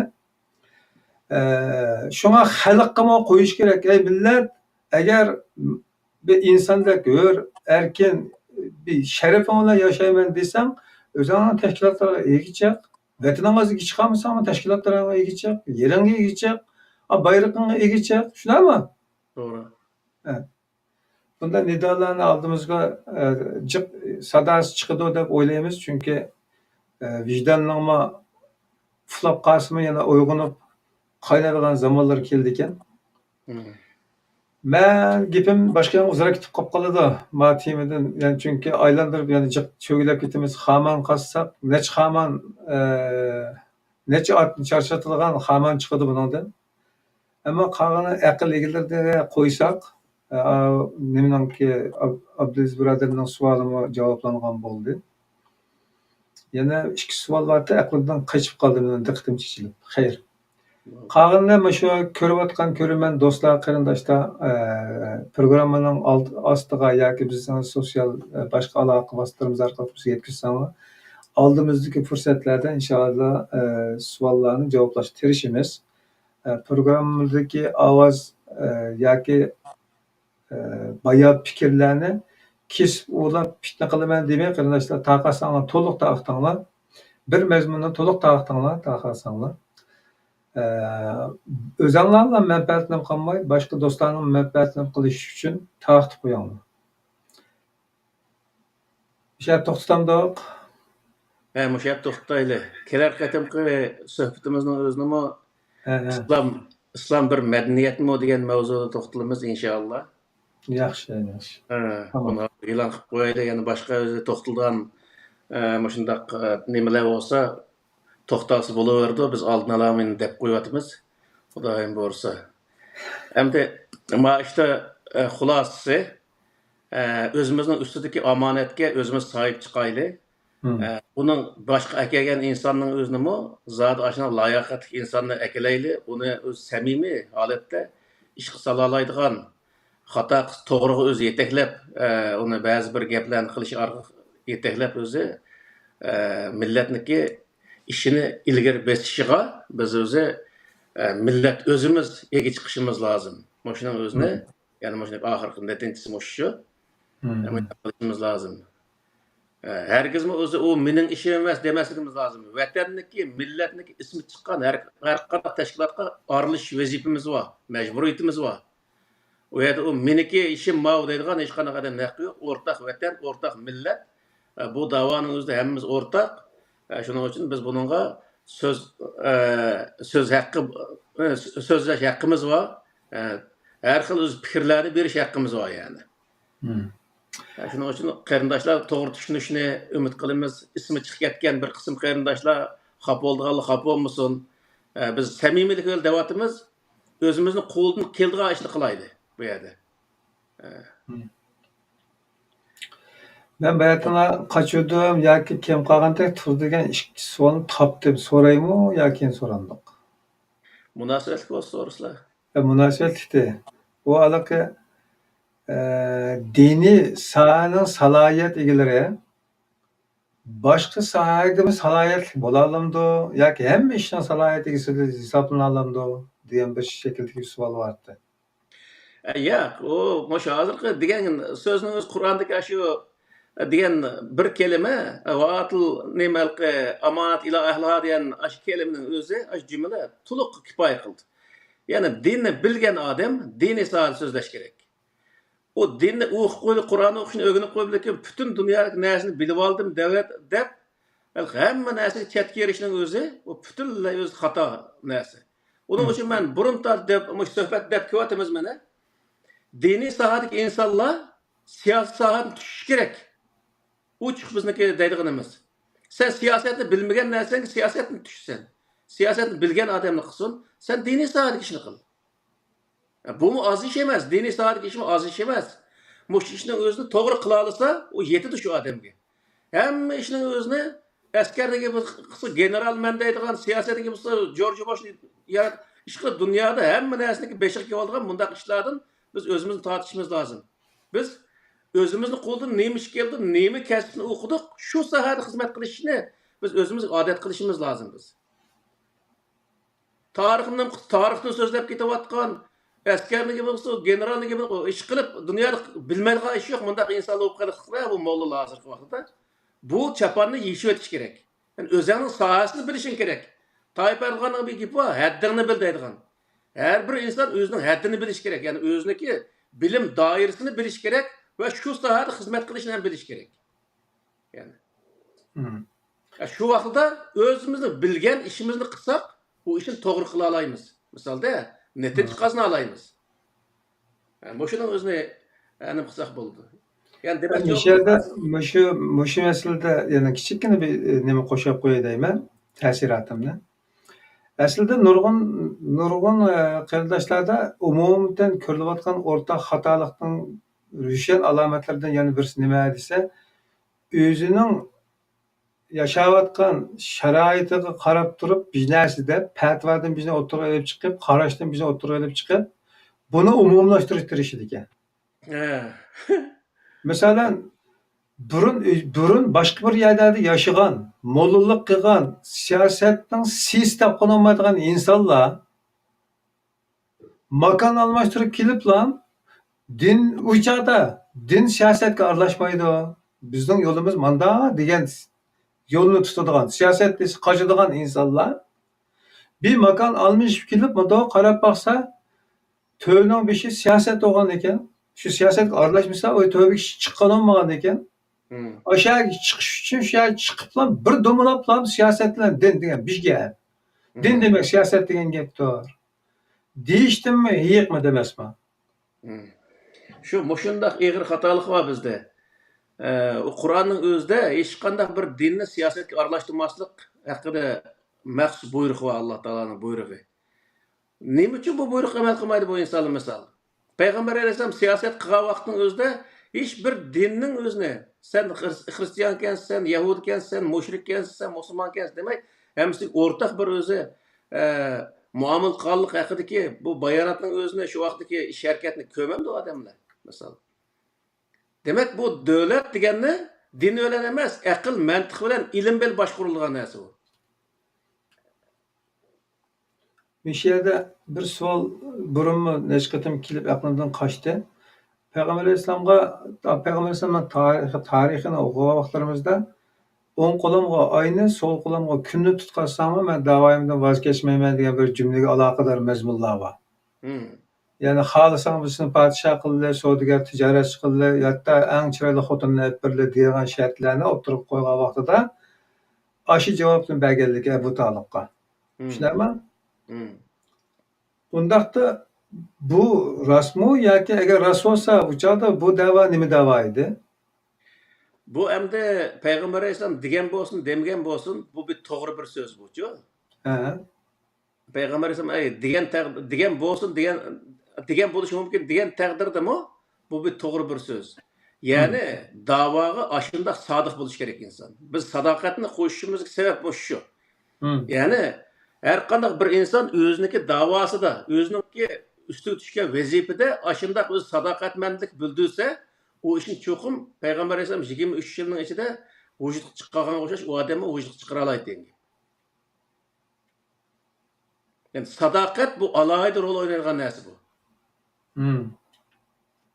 O salohiyat masalasi bir masala, salohiyat bilan sadoqat ikkisi birlashmagan vaqtida u salohiyat mishini kerak emas, salohiyat pul topadigan kerak bo'lgan bo'ldi vaqtida. Shuning uchun bu yerda sadoqatning o'zi uning bo'lgan vaqtda pul maqsad emas, yuz obro'y maqsad emas, faqat shu muddaoning o'zini amalga oshirish maqsad qilindi. Yani bu vaqtda bu hech qanday narsa uning to'g'ri kelmaydi degan gap. Uning uchun Payg'ambar alayhisalom bir qo'limga kunni, bir qo'limga oyni bersang, men bu ishdan voz kechmayman deganning o'zi nimani bildirdi desa, u ish qilgan sadoqat, samimiylikni bildirdi degan gap. Undaqda uçağda mandaqken undaqda. O teklif qilingan narsa davlat padişahı bo'lish. Masalan da şol o'ziga rahbar qilishqo. Rahbar qilish agar Payg'ambar alayhisalom men rahbar bo'lsam deb o'zining rahbarligini asos qiladigan bir maqsadda yo'lga chiqqan bo'lsa edi, o'sha chog'da shuni qabul qilsa bo'lardi. Albatta. Ammo u unda emas ekan u. Men uni sistemidan bo'lgan ish ekan bu.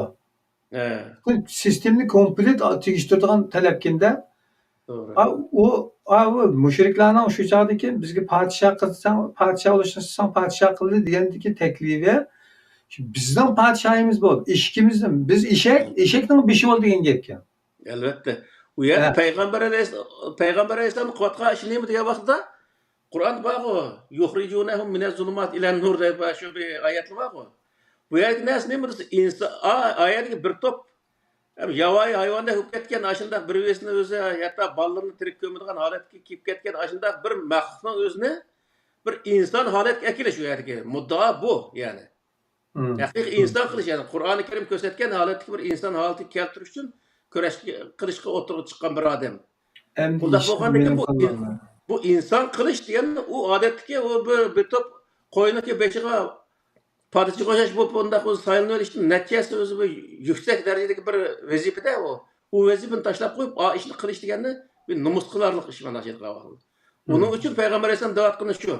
Sizning butun naslni beramiz deb vaqtda u narsa emas, hatto osmondagi oy va kunni beramiz desangmi, mening bu ishimdan o'zi voz kechtirolmaysan. Bu ish degani osmondagi oy va kundimi yuqori o'rin turadigan narsa degan gap bu.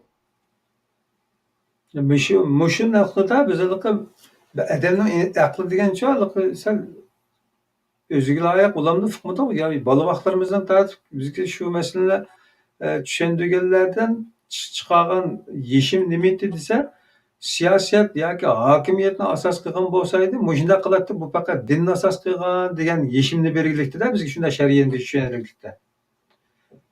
Aşağı şeriat aşağıdır. Hozirgi tushunishimizdan qaragan chog'da bu jarayonlar bo'lish ehtimolli yuqori, ya'ni shunday ahvollar bo'linganligi va taklif bo'linganligi. Ammo hozirgi moyat jihatdan farqi Payg'ambar alayhisalom rad qilib turib, yana oxirida kelib shu hokimiyat beshiga chiqqanligi.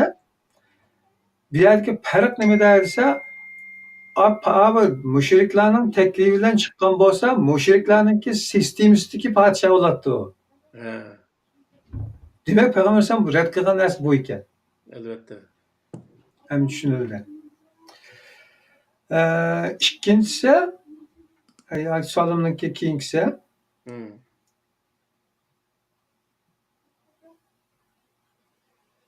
Siyasi salohiyat egilimning nupuzi va imtiyozi degan bir masala borda. Masalan, ba'zan salohiyat egilari Mesela bir cemiyetinin, dernekinin başkanı dep vardı bir yerge. Ya bir falan mescitin imam ben dep bağlan birisi. Şu imamlık, şu başkanlık nimisini peş qıp durup, şu imtiyazını peş qıp durup, almakçı olan, satmakçı olan, mangmakçı olan yolu bir yerserden bir nesiki bir imkan çıkarılış, piydi bulaş, hükmü qanday olar? Sizning gaplarni tozbek yaxshi tushunmay qoldim. Tozi ta'sirroq gap qildimi? Ya'ni mana deydi, normal odamga 50 yevroga berma. Sen jamining imomi ekansan, bo'pti 30 yevroga beray. Yoki men imom juma, menga bir azroq ber. Masalan, men boshqon, o'tirsanlar boshqana menga biroz yo'l qo'ysang oldi deb, uni mayli o'zining shaxsiy ishiga ishlasin, mayli jamiyat ishiga ishlasin. Farqi bormi? Va ashuna qilsa bo'lamdi. Yani bir yerde imtiyazning ishlatilishi degan bir narsa bor shu. Imtiyozni undaq nohaqchilik ishga ishlatishga bo'lmaydi. Misol, undaq narsalarni vosita qilish orqali bir narsani o'z qimmatini to'van yoki undaq nima qilishga u bo'lmaydi. Ammo biz buni bayman nima deyilqi, "Amma man ata va taqa va saddaqa bil husna fasanu yassiruhu lil yusra" degan mush oyatniki iqtisod toplaydigan odamlarga berilgan Alloh taoloning ta'limoti bu. Bir odam iqtisod toplamoqchi bo'lsa, u iqtisodni ishiltigan yaxshi o'rinlarni insonlarga deyish orqali o insonlarni qoyil qilgan vaqtda o inson uningga o pul berdi degan gap. Bu oyatning o'zi. Agar uni qoyil qilolmasa, u vaqtda o pulni bermaydi xalqlar degan gapda. Demak, bu yerda narsani bildirib desa, seni tushuntirishingda o pulni elish masalasi degan gap to'g'ri ishga ishilta oladiganligingda xalqniki pulisning o'zini degan ma'noni bildirdi. Ammo bu yerdagi narsa faqat o'zi aldash bilan, ya'ni uning o'zi sen xalqni jiq pul olish uchun mandaq gapni qilsang bo'ldi degan bir nima Qur'oni Karimda bu narsa yo'l qo'yilmaydi. Chunki aldamchilik Qur'oni Karimda eng cho'ng to'silgan narsaning birisi. Shuning uchun bu yerda o'zimizning yuz obro'y va kazaning o'zini o'ttirib qo'yish orqali millatni nima deymiz, yuz kelolmaydigan holatga akib turib qilish bu to'g'ri narsa emas. Ammo bu yerdagi projekt deydimi, g'arb davlatlarda planni aniq ko'rsatib turib biz mana mandaq ishlatmoqchi ma'noning o'zini deb turib elish bu Qur'oni Karim yo'l qo'ygan bir ish. Ama bayatından tushuntirishda o'ttirib qo'ygan men palaniyaning imami Pistaniyaning kibjimisi deb turib bir narsani azan olgan chog'da o'zining shu salohiyatini sotgan bo'ldi ekan degan bir tuyg'u kelgandim ben. Albatta. Ben imanımı satmayman, ben musulmonligimni satmayman. Misol aytcha aqidasi tushunishi to'g'ri bo'lgan inson deydigan narsada necha pul satsa normal inson necha pul satsan shuncha pul olaman. Bundan azam bersan yo'q. Ben imamlıkımı satmayman sana. Diyalishimiz kerakanda. To'g'ri. Hayır, yaşashni o'rganib bo'lgancha o'lib ketdi insonlar o'zim qarab ketayotgan o'xshaymiz. Mishada to'xtaylar, inshaalloh oldimizga sonda takror ko'rishamiz. Bo'ldi, Allohga emanet. Ko'p rahmat sabrlarga, himmatlarga. Ajrlik bo'lg'aylar, hamg'aylar, amon bo'lsangiz. Allohga emanet. Salom. Muhtaram qarindoshlar, Qur'ondan nazar programmamizninki 70. soni shuna qilib bishara yog'lashdi. Mazmun e'tibori, ya'ni ta'siri doirasi bilan kengayadi. Biz faqat undan shu bir kichik to'nlikdan qaragandek bir shaklda mulohaza qilib bordik.